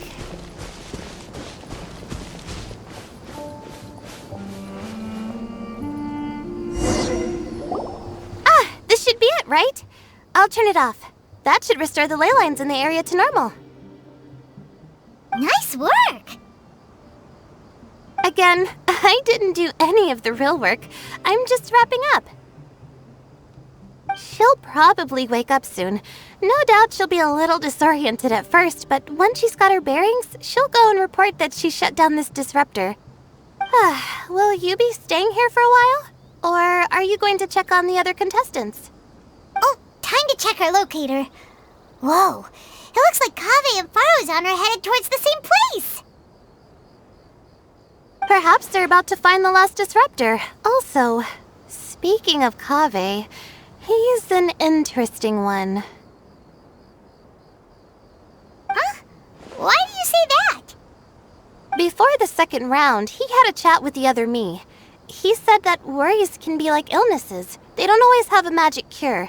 Sometimes you just have to endure them as best you can until they run their course. But the way I see it, his situation is much worse than my other self's. She just hadn't found what she wanted to do at the moment, which is why she felt lost. Kaveh, meanwhile, knows what he wants to do. He's convinced that he has to win, and yet he still seems conflicted. He doesn't have a second personality, but somehow he still seems that he's at odds with himself in some way. I don't know exactly how to describe it. It's like he's smiling on the outside, but there's no joy inside, only sorrow. Still, who knows? He must be more experienced than me. Maybe he's just better at dealing with it all than I am. But back to the topic of wrapping up. Shouldn't you be getting back to the action to record how everything plays out? Last one, then the round's over. Oh, true. Okay then, guess we'll be going now. We'll keep everything you said in mind. Kaveh and Faruzan were super confident at the start, but it turns out they're the last ones to find the disruptor. But between the two of them, who's going to get there first? Let's head over quick.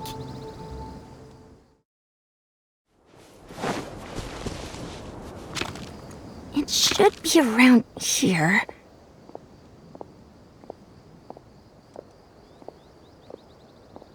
Finally found it. Kaveh? Are you? Oh, Madame Faruzan! And here I thought you would have finished this round by now. Faruzan! Kaveh! Oh, looks like Layla's already done. I didn't expect that you and I would find a disruptor at the same time. How are the other contestants doing? Tainari and Hat Guy forfeited, while Sino and Layla are already done. You two are the only ones left. Huh? That's weird. Didn't you start digging really early on? Yes, I kept digging, but instead of finding a disruptor, I found a ruin. I fell down pretty deep, and it was completely dark in there. It took me quite some time to unlock the various mechanisms and return to the surface. That's actually really impressive. Finishing a week's worth of trials in such a short time. Huh. That's pretty amazing, Madame Faruzan. What about you? Why are you so late?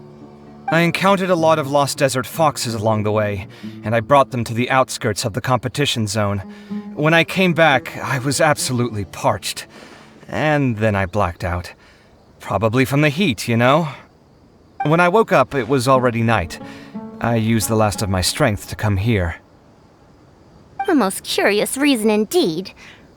But are you sure you're alright? It sounds like you were in an incredibly dangerous situation. You said you were familiar with the desert, but the way you handle problems... It does feel rather at odds with your title as a genius. It was problematic, but that had nothing to do with me being a genius. It was my decision. The way I did things wasn't optimal, but I wouldn't have been comfortable not doing it either. My conscience would have weighed on me. Youths these days, each stranger than the next. But back to the main issue at hand. Since we are both very certain that this is where the final leyline disruptor is, let's dig it up then.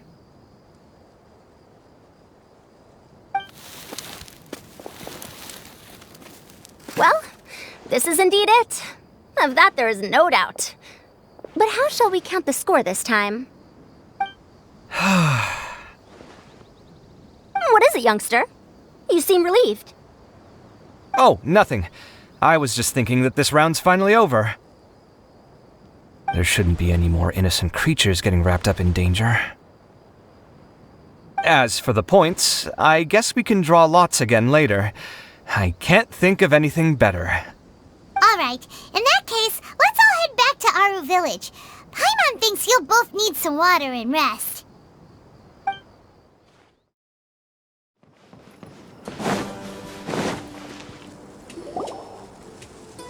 Looks like the second round is over. I wonder who is faster, Kaveh or Madame Farazan? Huh? Where's Madame Farazan? She went to get water. She'll be back shortly. We basically arrived at the same time, so we'd like to draw lots again. You get caught up in some things so easily, like drawing lots. I'm not caught up in anything! Don't make it sound like I take pleasure in having bad luck! Really? Then should I say that you have a curious affinity for drawing lots? I'll go get the box and slips of paper for the lots. Please wait a moment.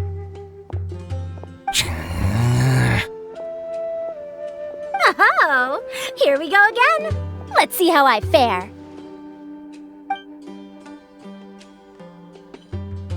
I got it! Did you see that? I won!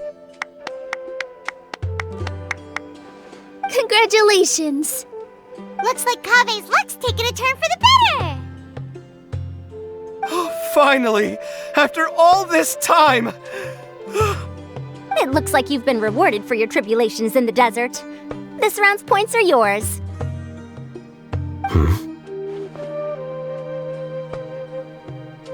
And with that, our second round is done. Sino, Layla, and Kaveh are our victorious contestants.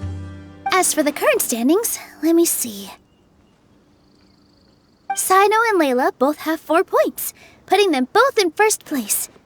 The rest in descending order are Tainari, Farazan, Kaveh, and Hakai. The next round will be the final one.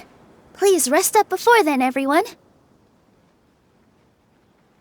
I heard that some stalls at the Wisdom Gala are debuting new games, so feel free to drop by if you're interested. Otherwise, see you next round!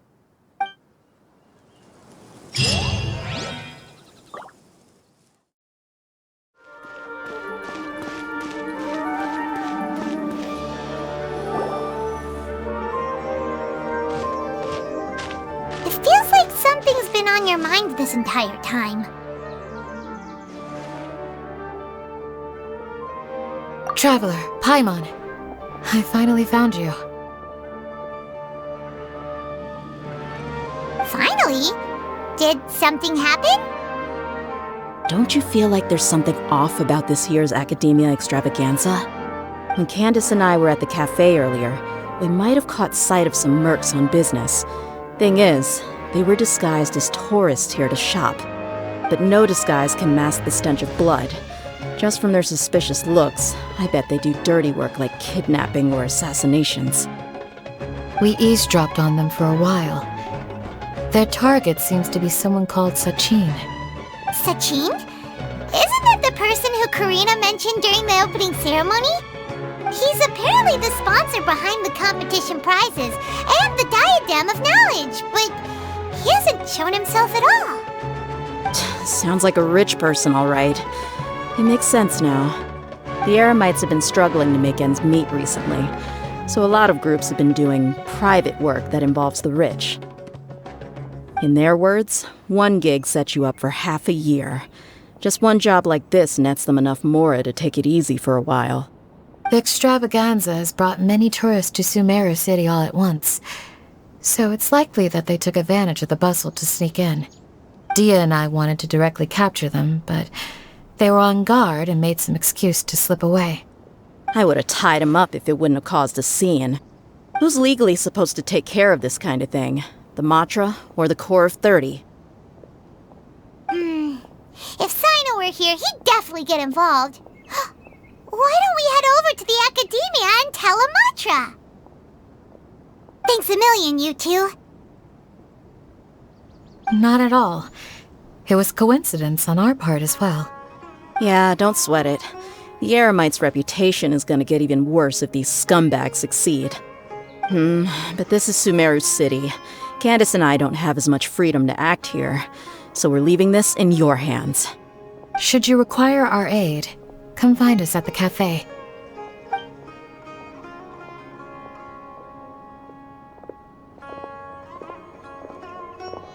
Paimon's noticed that something's bugging you. Is it the extravaganza? 'Cause Paimon's starting to think that there's more than meets the eye here, too. But thinking like this isn't doing anything. Let's just go find Amatra.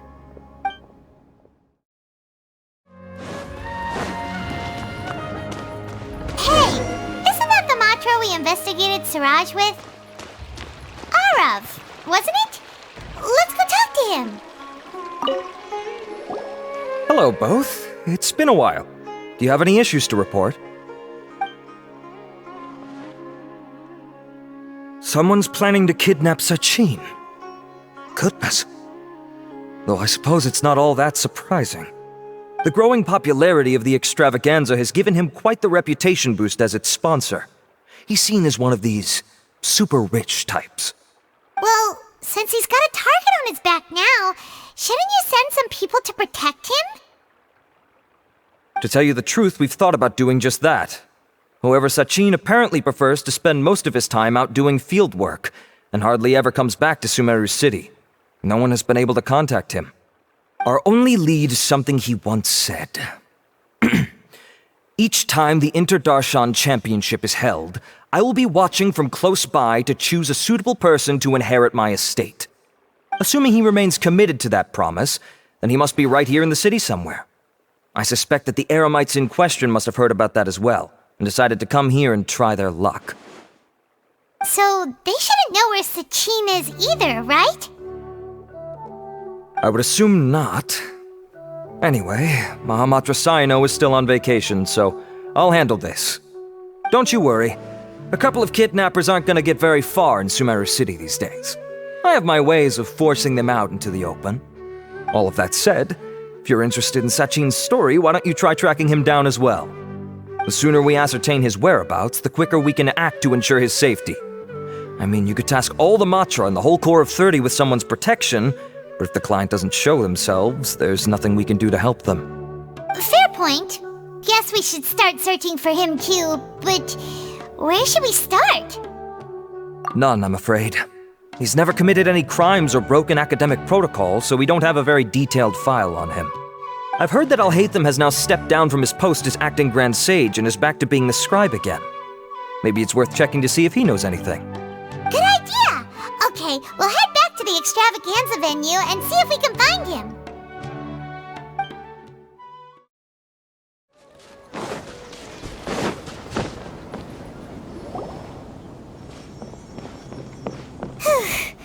Hey, Nilu!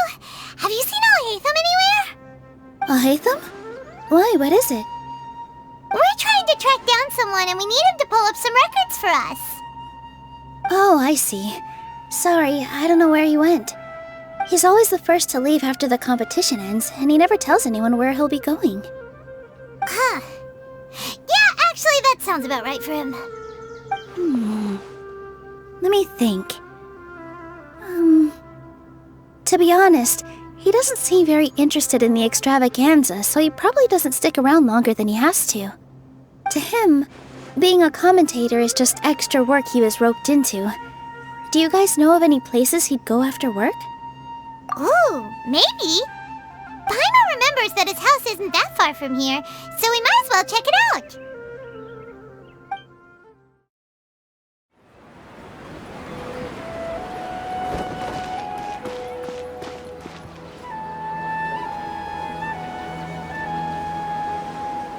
Let's try knocking.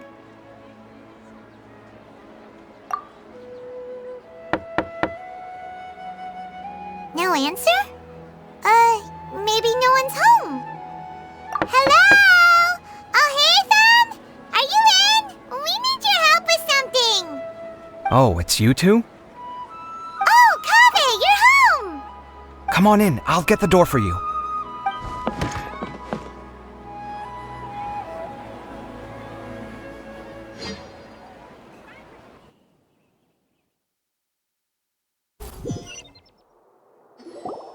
We didn't hear a peep when we first knocked. We thought no one was home. Well, I can't be too careful. If someone from the academia came here looking for Alhaitham, and I opened the door for them without thinking, before long the whole city would know that I'm living here. You're pretty conscientious about this, huh? So, what happens if someone comes inside looking for him while you're at home? It's fine, as long as I stay in my own room. Anyway, why would someone just barge in here looking for him? Most people have better things to do. Fair enough. So do you know where he is at the moment? What do you think? Who knows what he does in his free time? All that matters to me is that he's out of the house. I wouldn't call it that. He's just incapable of saying anything pleasant at all. I told him how the second round went. I won the lot draw, remember? Because of good karma, of course. My luck's on the rise. But him, being him... You wouldn't believe what he said after I was done talking! You're always quick to remind me that you're my upperclassman, and yet you do not problem solve in the manner becoming of an upperclassman. This begs the question of why we attach prestige to seniority at all. What does he mean, manner becoming of an upperclassman? What, am I supposed to earn the title of upperclassman now? And he didn't stop there. He said, I'd encourage you to reflect on why you've ended up having to rely on luck every round. Frankly, it's incomprehensible to me how you've managed to make it to this age without acknowledging the proverbial elephant in the room of your life. Yeah, that does sound like something Alhaitham would say. I've had it with him. Every time I talk to him, it's the same way. He finds a way to infuriate me every single time. Anyway, the disdain is very much mutual between us, so I'll be moving out as soon as possible. I'm actually packing my things right now. He'll have to get used to doing his own cleaning and tidying from now on. See those perfectly hung paintings on the walls? They're coming with me too. If his life wasn't utterly devoid of artistic sensibility already, it certainly will be after today. Wait, you're moving out already? But the competition isn't even over yet. How can you afford it? Well, obviously I can't just yet. I'm just packing early to get ahead of the game. I've got my new place picked out already. The moment I have my hands on the prize money, I'm going to buy it and move my things right in. It'll take me 3 days tops to move out of here for good. I now know what I have to do to achieve this goal. No matter what happens in the third round, I will win. I will emerge triumphant. You'll see. Well, we'll be rooting for you. But are you sure you'll be all right? In what way? Layla said that she thinks you'll get caught up in internal conflict. Meaning what exactly? Oh, don't tell me you think I have serious personality flaws too. Oh, we didn't say that. But think about it. You say you want to win, but you also turned Faruzan down when she offered to give you her points. Plus, you took it upon yourself to help those desert foxes. Wait, what's so unusual about all that? I gave you my reasons. I would have felt guilty otherwise. Where's the conflict in that?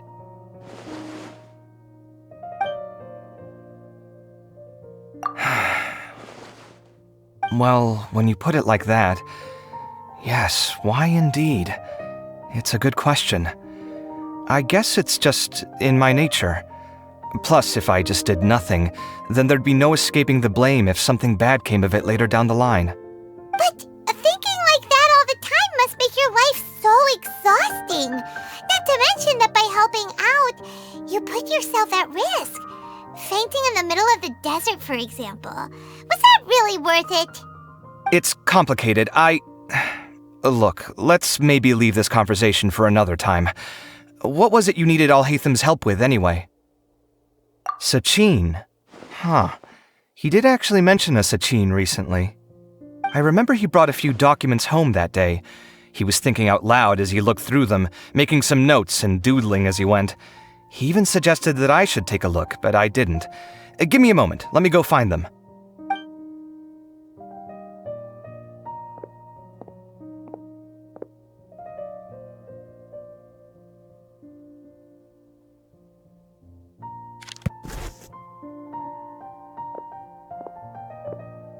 Ah, this is the one.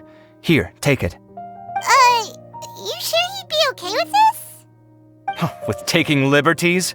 He's certainly okay with helping himself to my beer whenever he pleases. And anyway, he did ask me if I wanted to read his notes. I didn't see the point at the time, so he just left them on the side. He doesn't leave documents lying around unless he's okay with other people reading them. It's fine, I promise. Cool, if you say so. Okay, let's see what he's got on Sachin.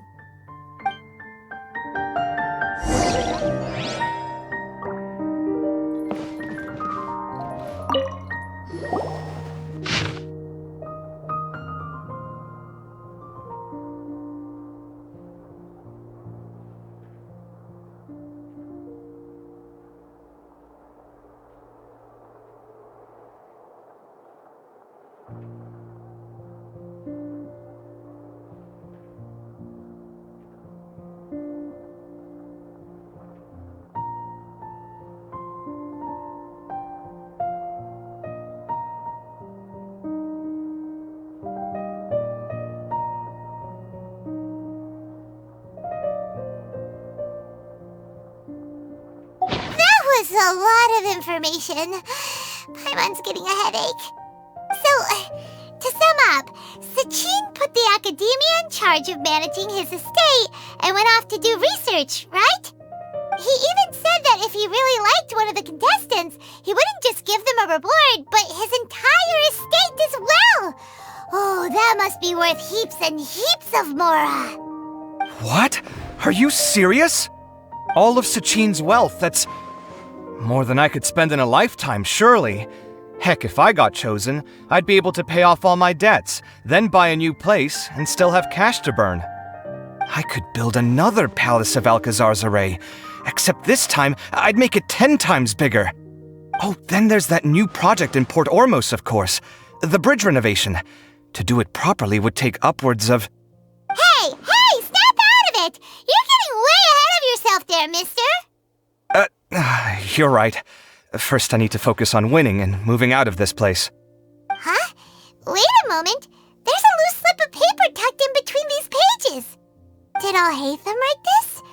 It looks like he was jotting ideas down as he was thinking things over.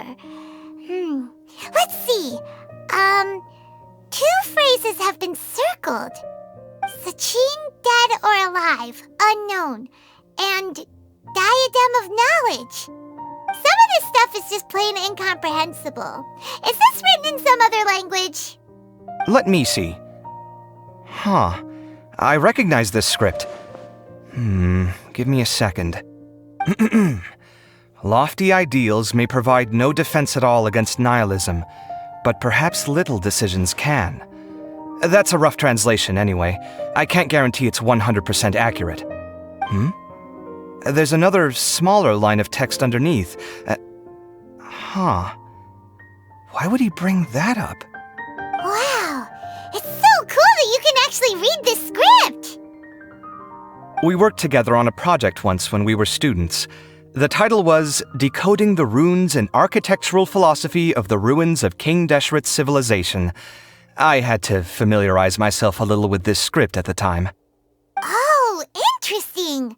So, any idea what Alhaitham meant by all this? Huh, who knows? The way his mind works is one of the great mysteries of the world. Fair enough. Well, guess we've learned all we can here. Yeah, he better catch those crooks.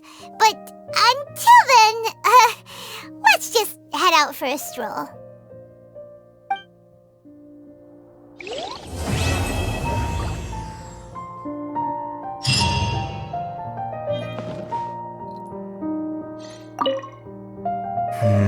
Little decisions. What could have been going through his mind when he wrote that?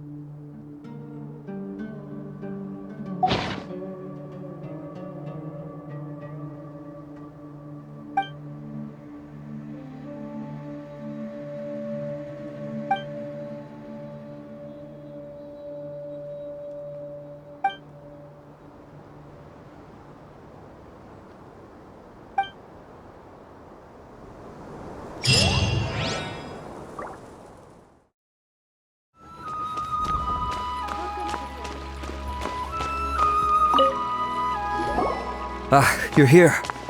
Sorry, I was just about to send someone to inform you.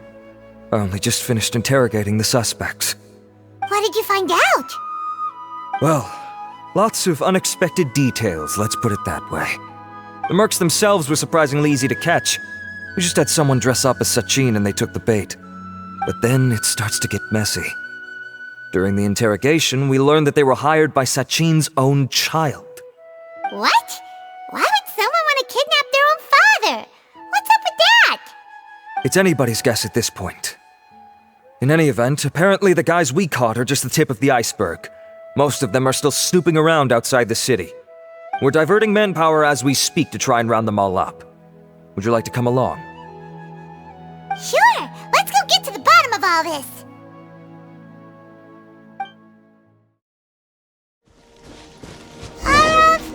Are you sure this is the right place? Something feels off. I'm positive. But I don't understand why they're all unconscious on the ground.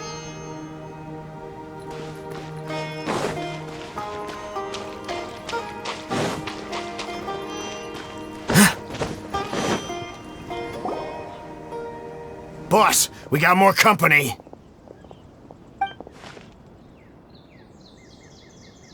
Look, we were just doing what we were paid to do.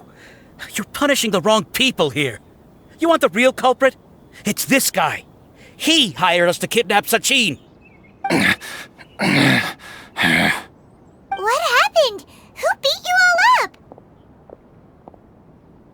Wait, you mean you aren't with them?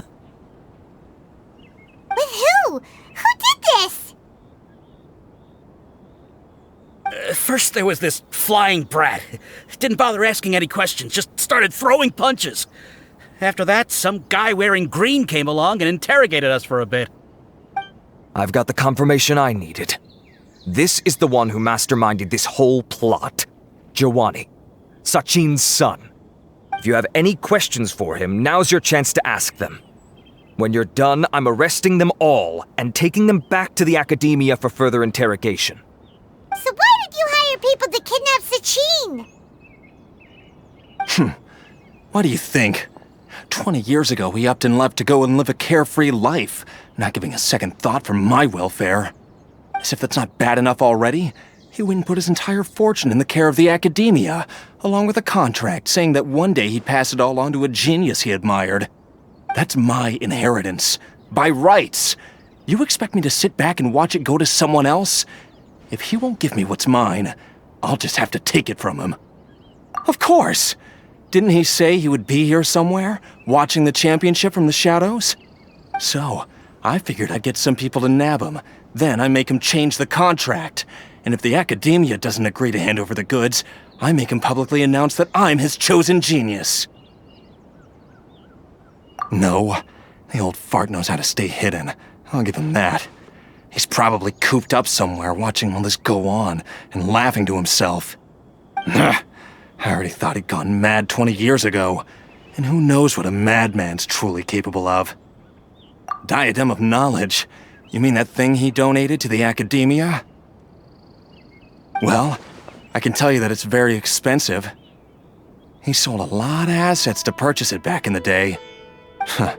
Weird things started happening after he brought it home, too. For example, sometimes we'd hear a high-pitched voice coming from the storage room. Also, before donating it to the academia, he once shut himself in that same storeroom and researched it non-stop for days. Something was already seriously wrong with him by that point. Nothing he did shocked me. What do you mean, something wrong with him? I only have a vague memory of it, since I was very young at the time. But I have the impression that he went out into the desert for research and didn't return for many years. When he finally did return, he was a changed person. He would mumble incomprehensibly and write essays day and night. I asked if I could see what he'd written, but he chased me out of the room. Later, he went out somewhere and took his written essays with him. When he got back, he signed his contract with the academia. Part of me wonders whether he'd already stopped being my father by that point. Perhaps the man we called Sachin was a demon from the desert who was wearing his skin. Okay, you can stop now. You're creeping Paimon out. You can believe me or not. Doesn't matter to me. I told you all I know. But if you do see Sachin, tell him this for me. Whatever it is that he's researching out there, he'll always be garbage in my eyes. You finished? In that case, come with us. Well, we finally caught the guy behind all this. Thanks for providing us with the critical information. Do you still have any lingering concerns? Yeah! Al-Haytham's notes do mention that item. Scribe Al-Haytham looked into this matter. Understood. Well, if you believe there to be an issue with the diadem, I'd suggest contacting the organizers and getting them to pause the competitions while we investigate. That makes sense. Okay then, let's get back to the venue. We need to tell Karina what's going on.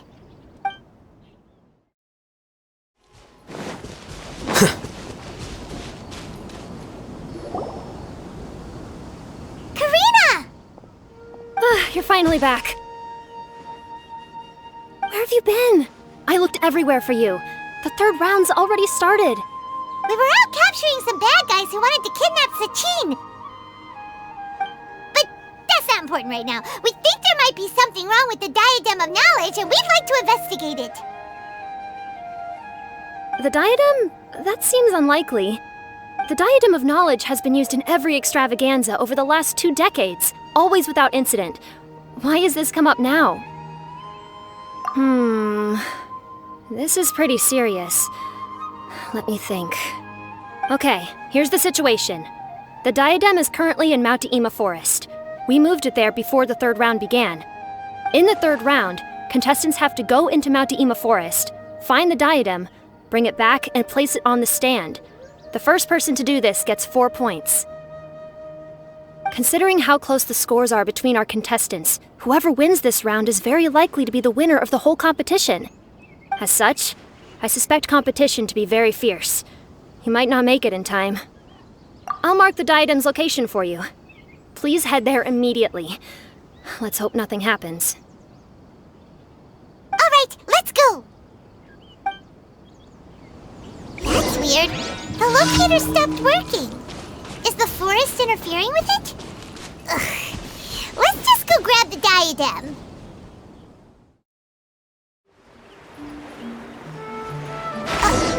Uh-oh. This place looks empty. Did someone already take it? Well, we might as well head back and see if anyone's turned it in.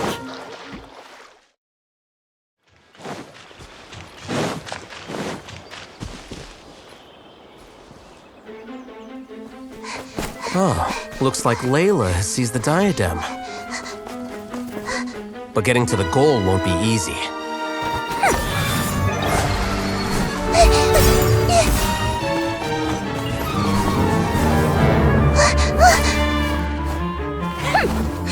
That guy enters the fray.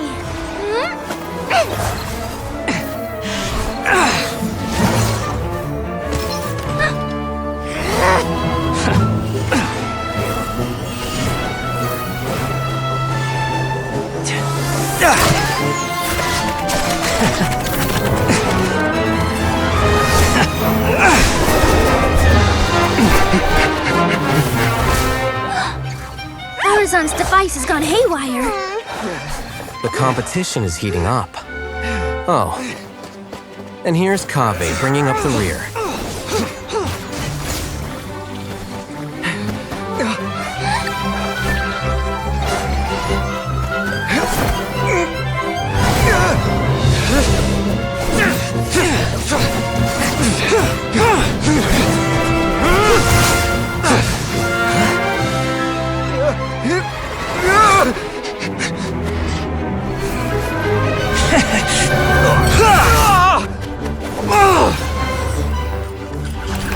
It's Kaveh's toolbox!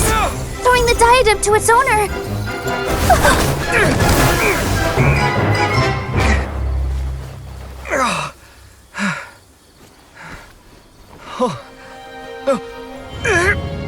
Yes, that's right. Put the diadem in place, and you shall gain all you desire. Who are you?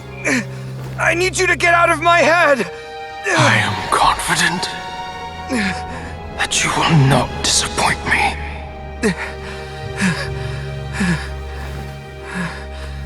What just happened to me?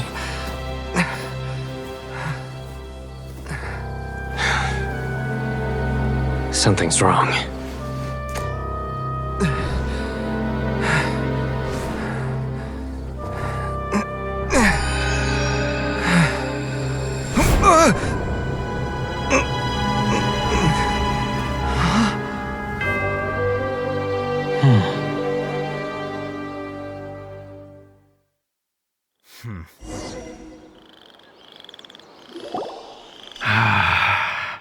At long last, someone to inherit my estate, and with it, my research.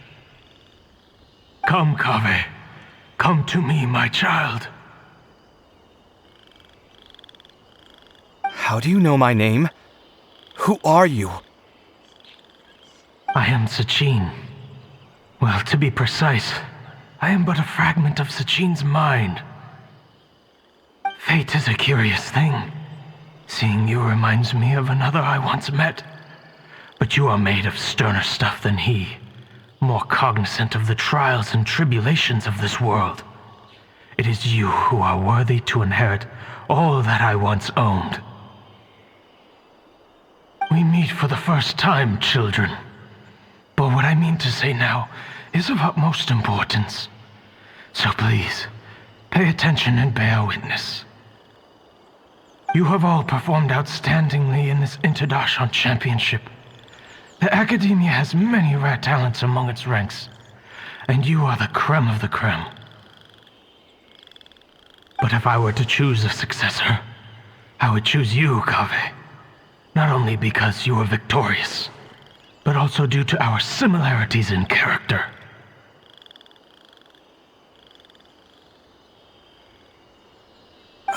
Me? Similar to you? Why, yes. Both of us have the misfortune to be idealists, and that is the source of our misery. 28 years ago, I came to the desert and lived there for 8 full years. What do you think I saw there? Alas, endless strife and slaughter.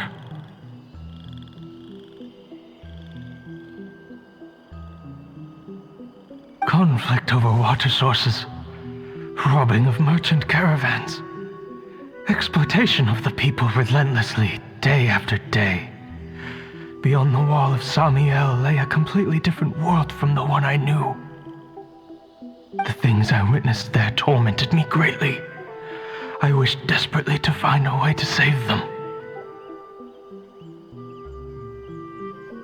So, did you find a way? As a Vahumana scholar, I tried to use Vahumana knowledge to find the answer. I researched history and anthropology, performed countless experiments on human nature, and even sought out the scholars living deep in the desert who called themselves the Lost Darshan. But in the end, I found that the answer I sought simply did not exist.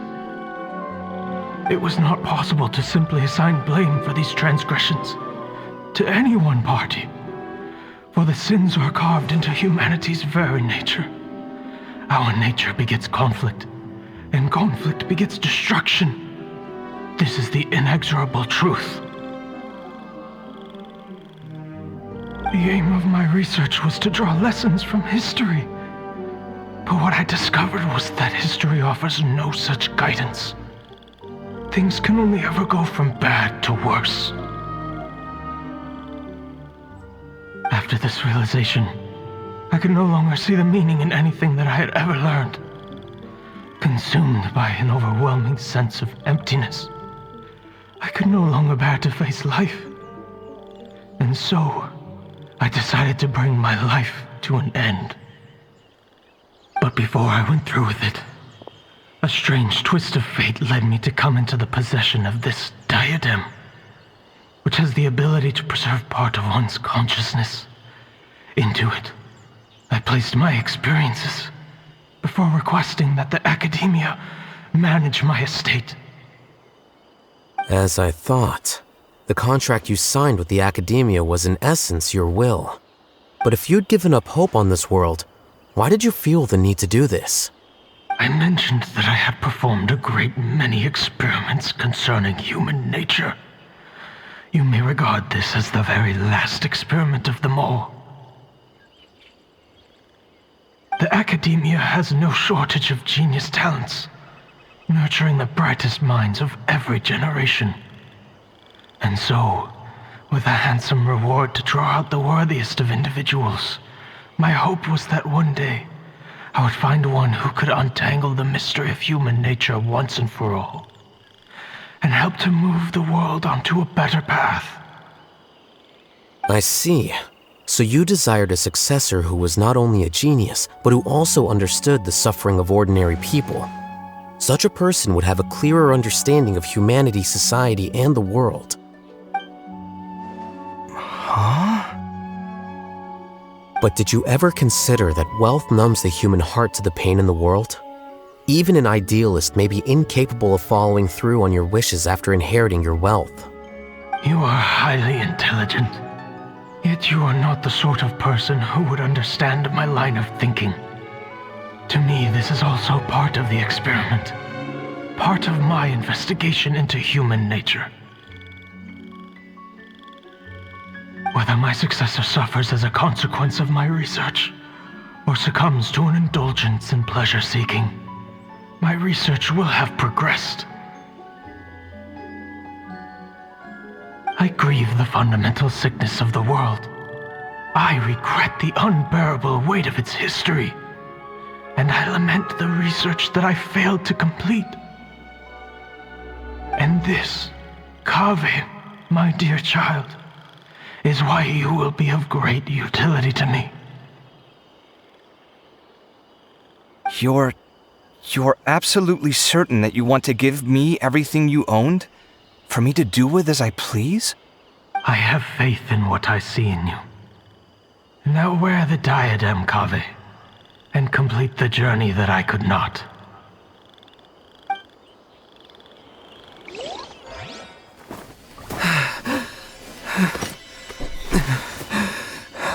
Will the verdict I reached cause you suffering? Or will this newfound wealth numb your heart? I look forward to your answer. All of my research materials are being stored at I've heard enough! My life's enough of a mess already. The last thing I need is more suffering. Keep your Mora. I don't need it. Didn't you say that you saw a lot of people in pain? Well, if that's the case, then your wealth can go to them.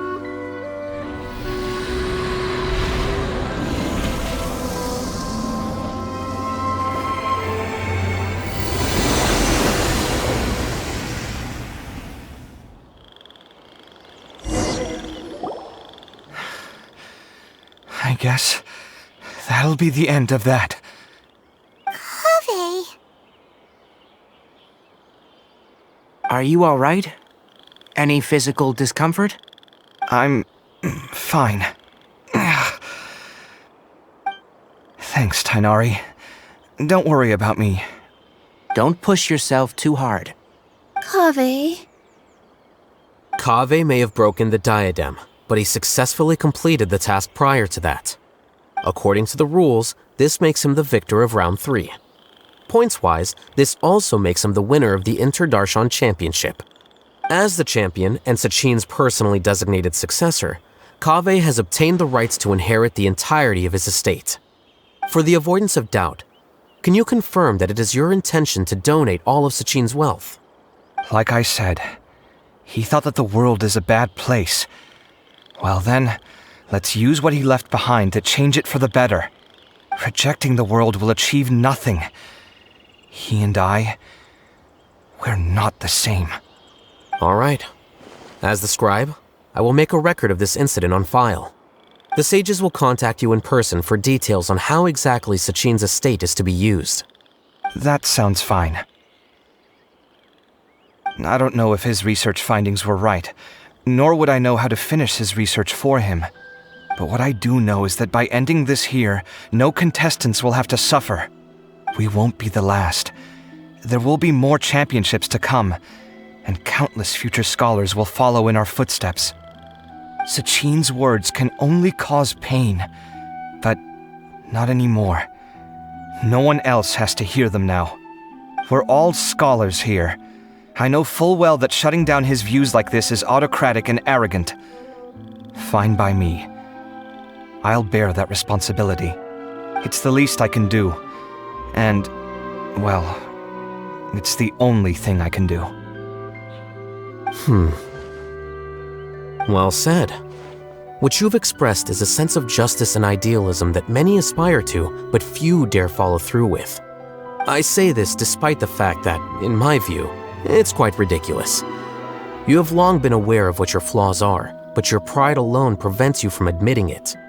Nevertheless, your perspective is well suited to appearing in a victory speech.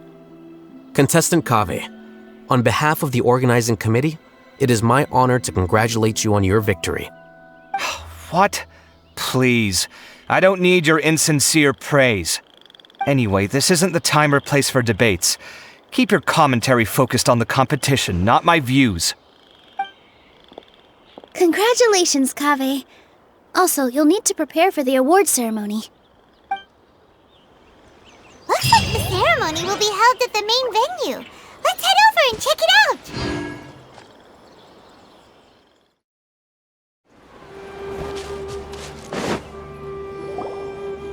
Thank you all for your excellent performance. And that brings this year's Interdarshan Championship to a close.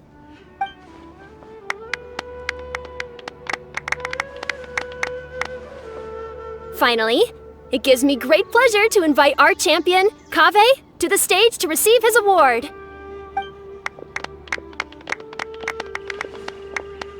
Typically at this point, we would crown our champion with the diadem as well as presenting them with their award. However, we have just received word that Kaveh has inherited Sachin's estate and made the decision to donate it all to charitable causes. Sachin's estate is getting donated? So much, Mora. And he gave it all up? Kaveh's generosity will give many struggling families the chance to change their lives for the better. Of course, without the diadem and prize money to present, this makes the award ceremony a little more concise than expected. Would you like to say a few words, Kaveh? I'm sure many of our audience, like myself, are curious to learn why you decided to give all this wealth away. I'm not entirely sure what I should say under these circumstances. I'm glad to have won, even though I'd say luck played a big part in that. As for why I want to give the Mora away, I don't support Sachin's views, and I don't want to take his Mora. With a lot of things in life, people need to experience them for themselves. It shouldn't be up to one person to make a judgment on. Not him, and not me either. Anyway, this isn't really the time and place for such weighty and complicated topics. So, I guess that's all. I'll leave it there, thanks very much. Oh, Kaveh, just one moment. While this is a short and sweet award ceremony, we do still have a prize to present you with. Please take this limited edition Genius Invocation TCG card. Additionally, your champion status will be logged in your record. This means that the sages will give priority consideration to any future project proposals you submit. All right, I'll take the card. But as for project proposals, forget it. In that case, I declare the award ceremony over. Let's give our champion Kaveh one last big round of applause.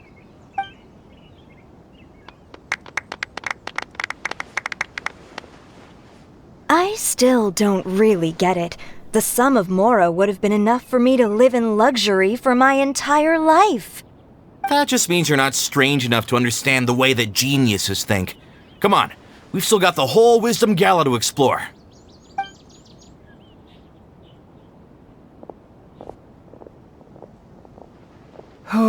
Glad that's over. I think I'm quite good at giving speeches, but this one was just so tiring. Do you mean that you're still exhausted from the competition? Honestly, you don't look happy at all, but whatever else happened, You're the champion, you know? Don't you think you should be proud of that? I suppose. Oh, wait. Sino said he wanted the card, didn't he? And now I have it, right here. So you're gonna give it to him? But if it's a rare one, you should be able to make a tidy sum of more off it. Why would I do that? It's of no use to me whatsoever. I may as well just give it to him. Could you pass it on to him for me when you next see him? Whoa! This is a super big deal! You should do it yourself! Come on, let's go find Sino.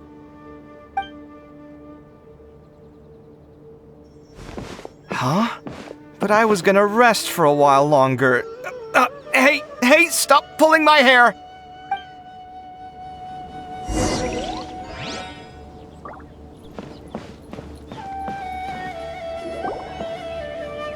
What you looking at, Sino? I'm still thinking about the Sachin issue. What brings you here? Well, they gave me this limited edition Genius Invocation card, and I figured you'd have more use for it than I. But it's a limited edition. Are you sure you want to give it to me? What else would I do with it? I have no use for it.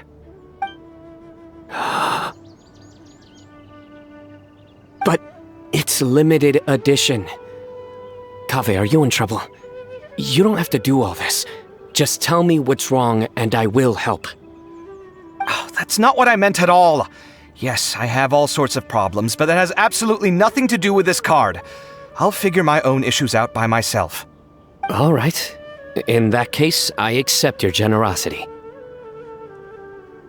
But now that I realize that you have no concept of its value, I cannot simply take it from you. How about this? I shall buy it from you at a fair price. Namely, the price that the previous limited edition card sold for. Oh, come on. It's just one card. How much could it really be worth? 1 million more at the very least. How much? 1 million more? If you feel that's too low, I can go a little higher. 1 million mora for a card? But you already have a whole bunch of these, shiny ones, don't you? I saw your deck last time we played. Not every card is this valuable, and some cards are exquisitely designed, but not rare. Huh. Well, I guess they must pay you plenty to be General Mahamatra if you're splashing out on things like this. But really, it's fine. I'd feel bad taking mora from a friend. Don't feel bad. I save a lot. I can spare the mora for this card. You don't spend all your savings on your hobbies, do you? You should watch that, you know. You definitely don't want to end up borrowing money in a moment of impulsivity. Living with debt is miserable. Sounds like you're speaking from personal experience. I guess you've been through a lot? I don't want to talk about it. In that case, maybe you're the one who should be listening to your advice. In any case, I, Sino, will take this precious card, and it shall join the deck of destiny. Kaveh, come with me in a few moments to collect the mora. Thanks to you, I have achieved my goal for participating in this tournament. All right, if you insist. Far be it from me to refuse your courtesy any further. Well, at least I'll be able to keep on top of my bills this month. Maybe I'll even have some left over. In fact, let me treat you all to a meal later. Bring Tainari and Kale, too. Well, this is what they call all's well that ends well. Paimon wonders how the other contestants are doing. Let's go check in with them, shall we? Since we're guest commentators and all.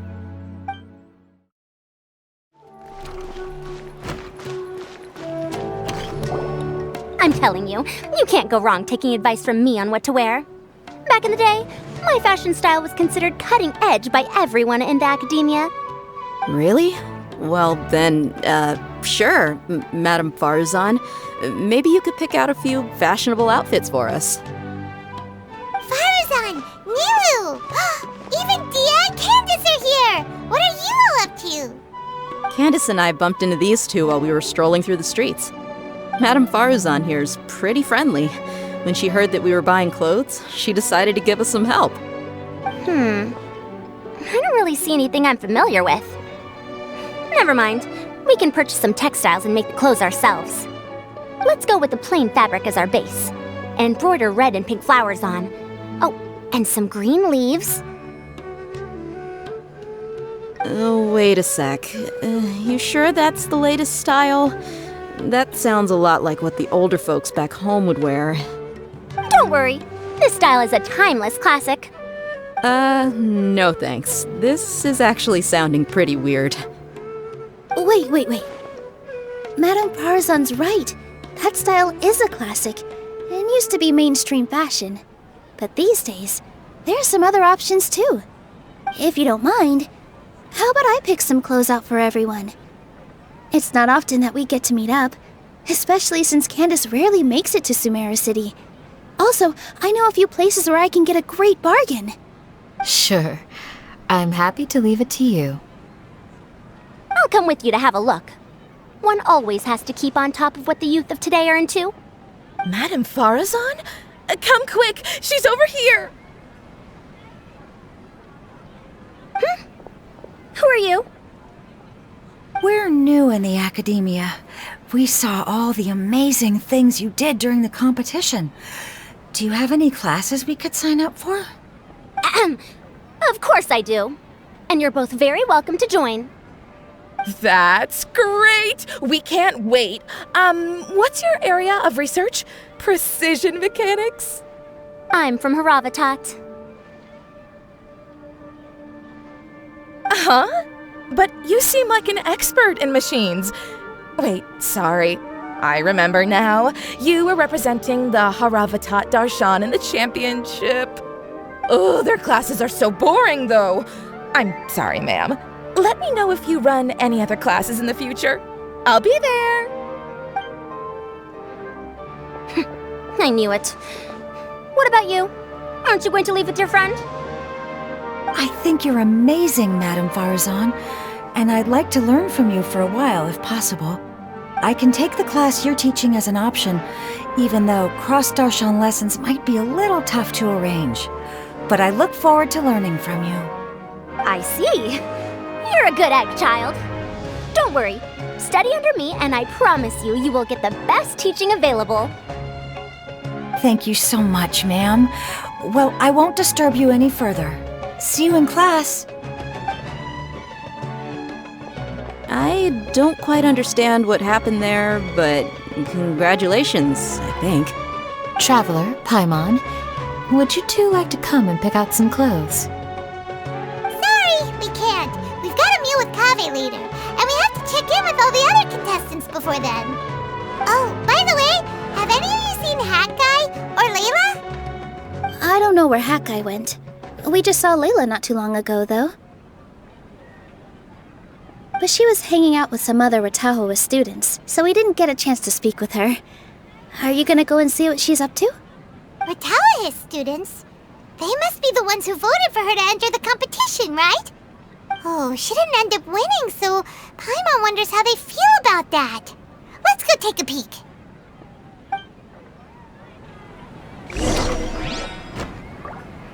If you don't come to Sumeru City often, classic floral designs aren't a bad choice. Those don't really go out of style. And of course, since you're putting this on your body, you need to consider the type of fabric the clothes are made from.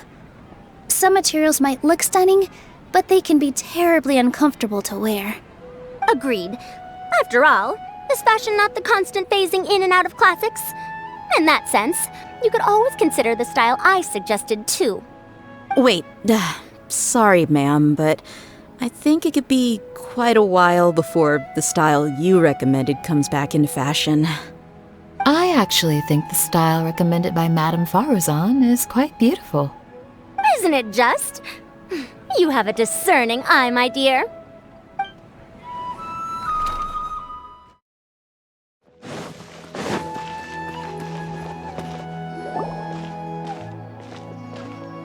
I'm sorry, everyone.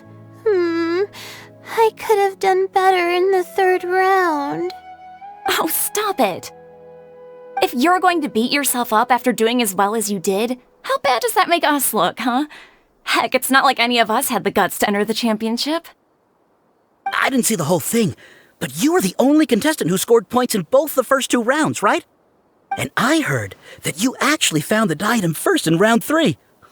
You came so close to winning the competition.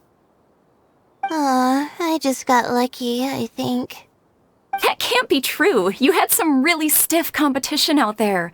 The renowned Tainari from Amorta, even Sino the General Mahamatra was there. You're amazing, all of you. Getting points off them is a huge achievement. The way I see it, people aren't exaggerating one bit with the nicknames they give you. You are a genuine genius. Aw, thanks a lot.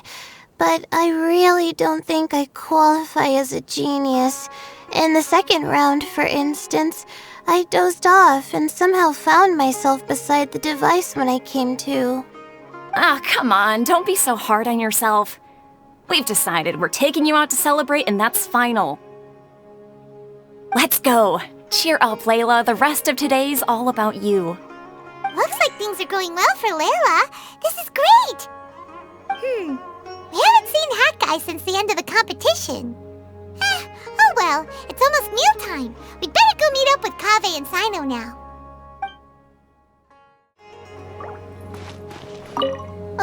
I can't believe it. But in the end, no one was disappointed in me. What a relief. Finally,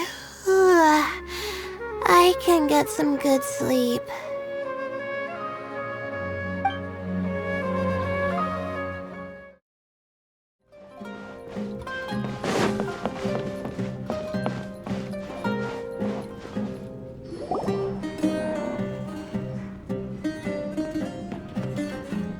Are you sure you have enough to cover this? Don't blow it all at once. Don't worry, I budgeted very carefully, and this is well within my means. Anyway, I've lost count of how many times you've treated me. It's high time I return the favor. Oh, Traveler, Paimon, over here! Ooh, look at all this! Good food, here we come! I heard that you went to see the other contestants. How's everyone doing? Farazan found herself a student, and Layla's classmates are bowled over by how well she did. We couldn't find Hat Guy, though. Who knows where he's gone?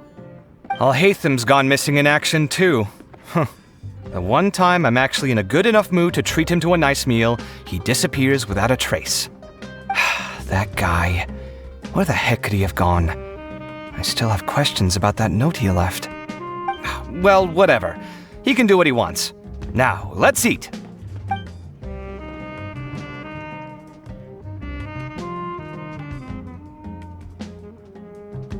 You shocked me a little when you hurled the diadem to the ground. On further reflection, of course, it made sense, but at the time I was expecting at least some amount of deliberation. Sachin's voice started talking to me inside my head from the moment I picked it up. I could feel his emotions, too. It was a mix of despair and horror swirling around inside my mind.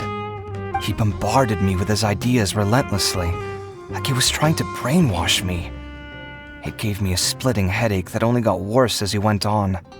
Like I was saying at the time, his views are not necessarily completely without value. But if all his research does is lead to misfortune, then we're probably better off without it. If his forbidden research were to spread in a harmful form and cause people to suffer, the Matra would step in and ban it. I think you did the right thing. I suppose another way to approach it would have been to claim that you agreed to inherit his research, but give up the research as soon as you've inherited the wealth. But that wouldn't have been your style. I won't comment on his theories or experiments, but I don't believe that he was careless in his choice of candidate. He chose you. That means he knew what he was doing. Perhaps. I just think that if you accept someone else's things, you should honor their wishes. That's a good thing. It means that you have integrity. Thank you, oh my god, thank you. See, you get me, Kale. It's a good thing Al-Haytham isn't here right now. He'd be quick to explain why you're wrong. Seems like you always include him in the conversation, even when he isn't here. Yep, No dinner with Kaveh is complete without a few words about Alhaitham. I sense that Alhaitham has in fact been here with us all along. He's here? Where? Why didn't you tell me?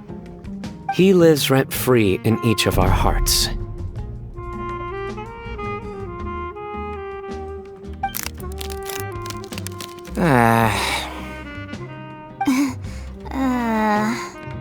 Oh, that was horrifying. It literally sent chills down my spine. Good thing you didn't say that before we started eating. That would have killed the mood in a heartbeat. All right, enough about Alhaitham. Tighnari, did you achieve what you wanted out of the championship? I did, in the first round, in fact. Word of mouth proved very effective. I spoke to a handful of people, they told their friends, and so on. Now, a record number of people have signed up to attend the next lecture. Oh, are you free next month? You should come along, maybe even say a few words. About what? I don't know the first thing about anything Amorta-related. Just play to your strengths. For instance, you could talk about the distinguishing features of rainforest architecture, or ask everyone not to chop down too many trees the next time they're building a house. Oh, well, that's no problem. Sure, I'll make time. Has everyone had enough to eat? I can order more if anyone's still hungry. I'm full. Thanks. Paimon's super full, too. If only we could eat like this every day. Yeah, we should do this more often. Work will always be there, but seeing friends is important too. This is a good restaurant. Let's definitely come here again. Sounds good. We should pick a few other places as backup options, though. There are other good places around here, too? Oh, don't forget to invite us if you go. There's nothing we love more than good food. Kaveh, do you have plans after this? I was thinking of maybe going to the academia for some alone time. Nothing set in stone, though. Why do you ask? Since everyone is free, why don't we play a few matches of Genius Invocation TCG? Eager to show off your new limited edition card, are you? Not to show off. This is my way of thanking you for your help. Only my best friend will have the honor of seeing this card's debut play. All right, sure. I didn't bring my deck with me, though, so I'll need to borrow one. Actually, Master, I made a new one a few days back. Don't tell me you've been spending all your study hours playing cards. Come on, no need to be so stern. They do say that your innate interests are your best teacher, don't they? Well, it looks like this Interdarshan Championship's a wrap. All that stuff with Sachin and the diadem got sorted too. Have you still got anything else on your mind? Oh, right! Yeah, Sachin said that he placed his research materials at somewhere beginning with but Kaveh smashed the diadem of knowledge before he could finish! It might be dangerous if someone finds his old research stash, right? Where do you think it could be? Holy smokes, you're right! He said he spent all that time researching in the desert, didn't he? So it's very possible that that's where he'd leave all his suits. All right then, let's head off to Ara Village and try our luck.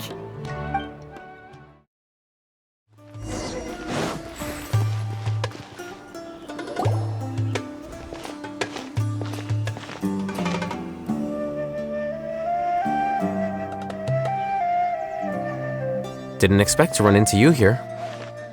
Oh, hey, Thumb. What are you doing here? And what are you reading? Are those? Sachin's notes? Yes. I came across his profile while I was organizing some documents and became interested in his research. If it wasn't for that, I never would have agreed to being a commentator. I had a hunch after seeing the fragment of his mind, and sure enough, I came here and found his research. Wait! So, you've read it already? Are you alright? How do you feel? I think you may have misunderstood something. The reason Sachin chose that architect to inherit his research was that only he could really empathize with both the calamity and the humanity that these notes seek to convey. Only one who resonates with these sentiments would suffer and begin to think of history as bleak, the present as perplexing, and the future as pessimistic. Empathy is a double-edged sword. Clearly, I am not the same sort of person as Sachin was. Empaths have many friends, and their wide social circle comes with certain societal advantages. But this also makes it hard for them to achieve their goals. Why's that? All important things in life involve other people. As such, it's extremely difficult to live a life that causes no harm whatsoever to others. If you really want to achieve your goals, you have to be prepared to make enemies along the way. Not everyone can deal with that reality. And that reality is like the material here. Objective, heavy, negative. But, at the end of the day, for all these experiment results and conclusions, it's just one person's perspective. Sachin's. So, what are your thoughts now that you've read it? As a scholar, Sachin was without a doubt a genius. He laid the blame for the darkness in the world squarely on humanity, experimented extensively with reliable results, and drew logical conclusions. In that sense, one might say his views were correct. So, people are bad? And things can only ever get worse? All of that's true? That is not a question for me to answer. Someone else will arrive shortly. You can ask them instead. All I will say is that the world is not built on correctness alone. Sometimes, being correct means nothing at all. Lofty ideals may provide no defense at all against nihilism, but perhaps little decisions can. By their own choice, the idealist seeks to bring happiness to all while denying themselves the same. Thus, they shall never reach even the borders of truth until they wipe away the ignorance that blinds them. I've never been able to agree with certain philosophies. Even Sachin himself struggled to comprehend the notion of sacrificing oneself for the greater good. But sadly, all viewpoints will find their supporters, and the way we see the world largely decides our fates. Alright then, I got what I came for. These research materials are yours to look after. I'll be off. Wait, so you came here just to read this stuff? You missed out on a big get-together, you know. Get-together? Ah, yes, that makes sense. This is a good opportunity for that sort of thing. Guess what? Kaveh treated everyone this time. Then I'm sure he packed up the leftovers for me. See ya. And there he goes. Well, it seems like he really wasn't affected by this research.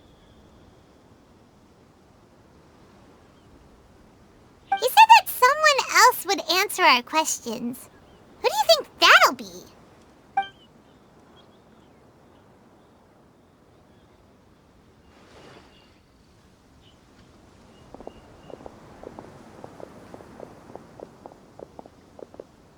Traveler, Paimon, you're already here.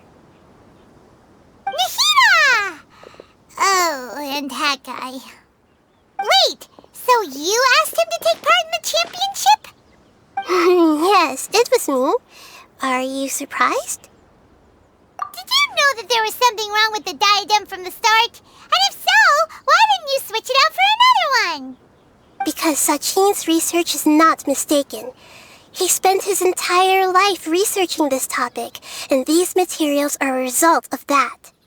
These are the crystallization of his wisdom. Yes, I was worried that the material might cause some disruption, but I didn't want to wipe away all his hard work searching for the truth. So instead, I had Hat Guy here help me keep an eye on things. Seriously? I think you can stop calling me that now. Why? Don't you like it? Well, anyway, if Sachin's chosen successor hadn't been able to handle his research, or if it had brought pain to more people, he would have intervened at a suitable moment. And after all that, the person Sachin chose turned his nose up at his life's work. Pretty hilarious. I was also hoping that this could be an opportunity for you to learn how to interact with people normally. But it looks like that didn't work out. That wasn't necessary. I'm still paying you back for your help. And the last thing I need is more reasons to be indebted to you. Maida, what did you mean by Sachin's research is not mistaken? Does that mean that you approve of his research? Put it this way instead. Truth to me is like a shroom boar. Some people only see the mushroom on the shroom boar's back, and they conclude that the shroom boar is a mushroom. Others see only the shroom boar's body, and they declare that the shroom boar is a boar. Still others look deeper inside, and determine that the shroom boar is meat. These conclusions are all correct in their own way, but none of them objectively describe the shroom boar. Paimon kinda gets it, but also not really. The world is the same way. No one, not even I included, can understand it in its entirety. All of us are somewhere on the path toward truth. Within the confines of our limited knowledge, some may blindly believe in the beauty of this world, and others may focus only on its evils. In truth, the most important thing isn't what state the world is in now, but what people hope it will become. But of course, I don't mean that as a criticism or a call to action.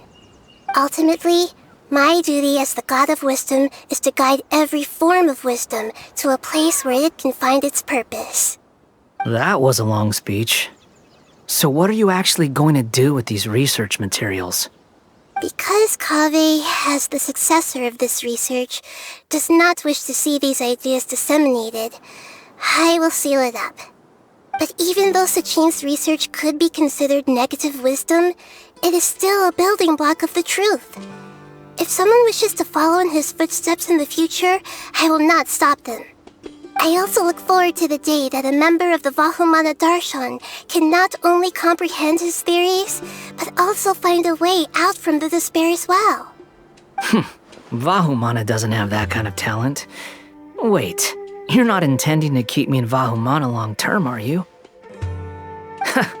I don't remember signing up to become a scholar.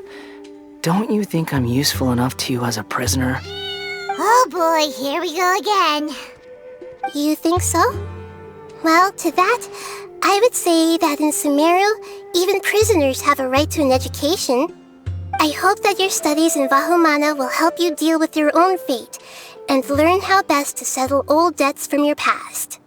I will review your final thesis myself. I'm expecting great things from you, Mr. Hat Guy.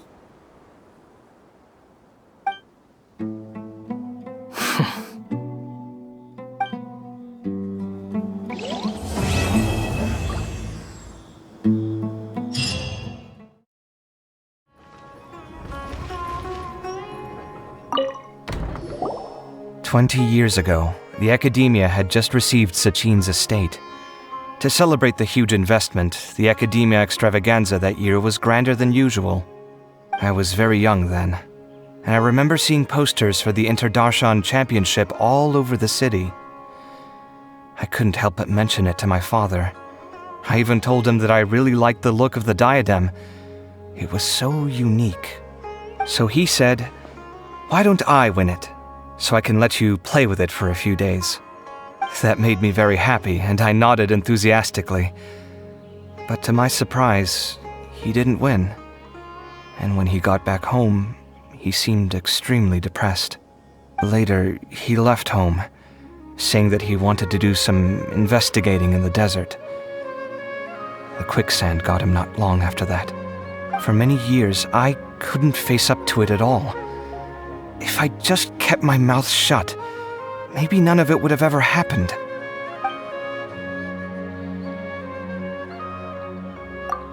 Sorry, my mind was still on the championship. Look at me, rambling away. You look really upset. Are you sure you're okay? I'm fine.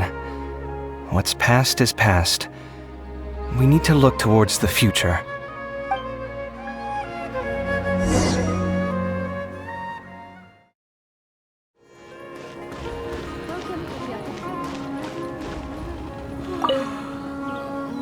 Where were you while the rest of us were eating together? I don't recall being obligated to report my whereabouts to you. Did you go find another hidey hole to read in? You need to change your ways, you know. You can't survive on books alone. Surviving on meals paid for by you would be harder still. You? Whatever. It doesn't take a genius to guess what you've been up to. You were investigating Sachin, weren't you? It was obvious from your notes. However, I don't believe his research alone would have been enough to pique your interest. His way of doing things is disturbing, while you... Well, to be fair, your philosophy disgusts me too, but you and Sachin are nothing alike. I don't imagine your views intersect at all. Egoism and nihilism are not the same thing. My personal interests aside, Sachin's legacy is not entirely meaningless. He conducted experiments on a great scale and left his findings behind. Also, thanks for the compliment, but I'm actually just passing through. I didn't come here for the conversation. Well, not this one at least. What do you mean? What topic of conversation could be more sacred among scholars than the exploration of differing philosophies? Well, based on what I've learned, Sachin and his disturbing way of doing things, as you put it, is very likely to have met your father 20 years ago. What did you say? Wait, so... No. Surely that doesn't mean... So that's why he thought I looked familiar. My father must have gone into the desert due to his influence. I'm afraid so. Good thing I shattered that diadem. From now on, nothing like that will ever have to happen again. The boundaries of knowledge are ever expanding. Someone else will inevitably pick up the same line of research one day, and Vahumana regards it as a reasonable research direction. Oh, not this again. Even if you're right and people are bound to fall into the same intellectual traps, things won't necessarily go the same way again next time. You have to admit that the actions of one individual don't always predict the behavior of the group, and vice versa. Take Sachin, for instance. He's quite an anomaly. And so is the one who stopped him. You. Conflicts of this nature are indeed exceptional, but it will occur again in the future. You said it yourself. The actions of one individual cannot predict the behavior of a whole group. You know that not everyone would have chosen as you did. Even so, I stand by my views. You can forget about trying to convince me. That's fine. We've been arguing over this for years, and I don't hold any hope of you understanding. The issue we're debating has long since moved on from who's right and who's wrong. Thanks for letting me know all this. What? I said, thanks for letting me know. Hey, stop acting like you didn't hear me. You're doing this on purpose, aren't you? They say that earnest thanks should be given thrice, so one more time, please.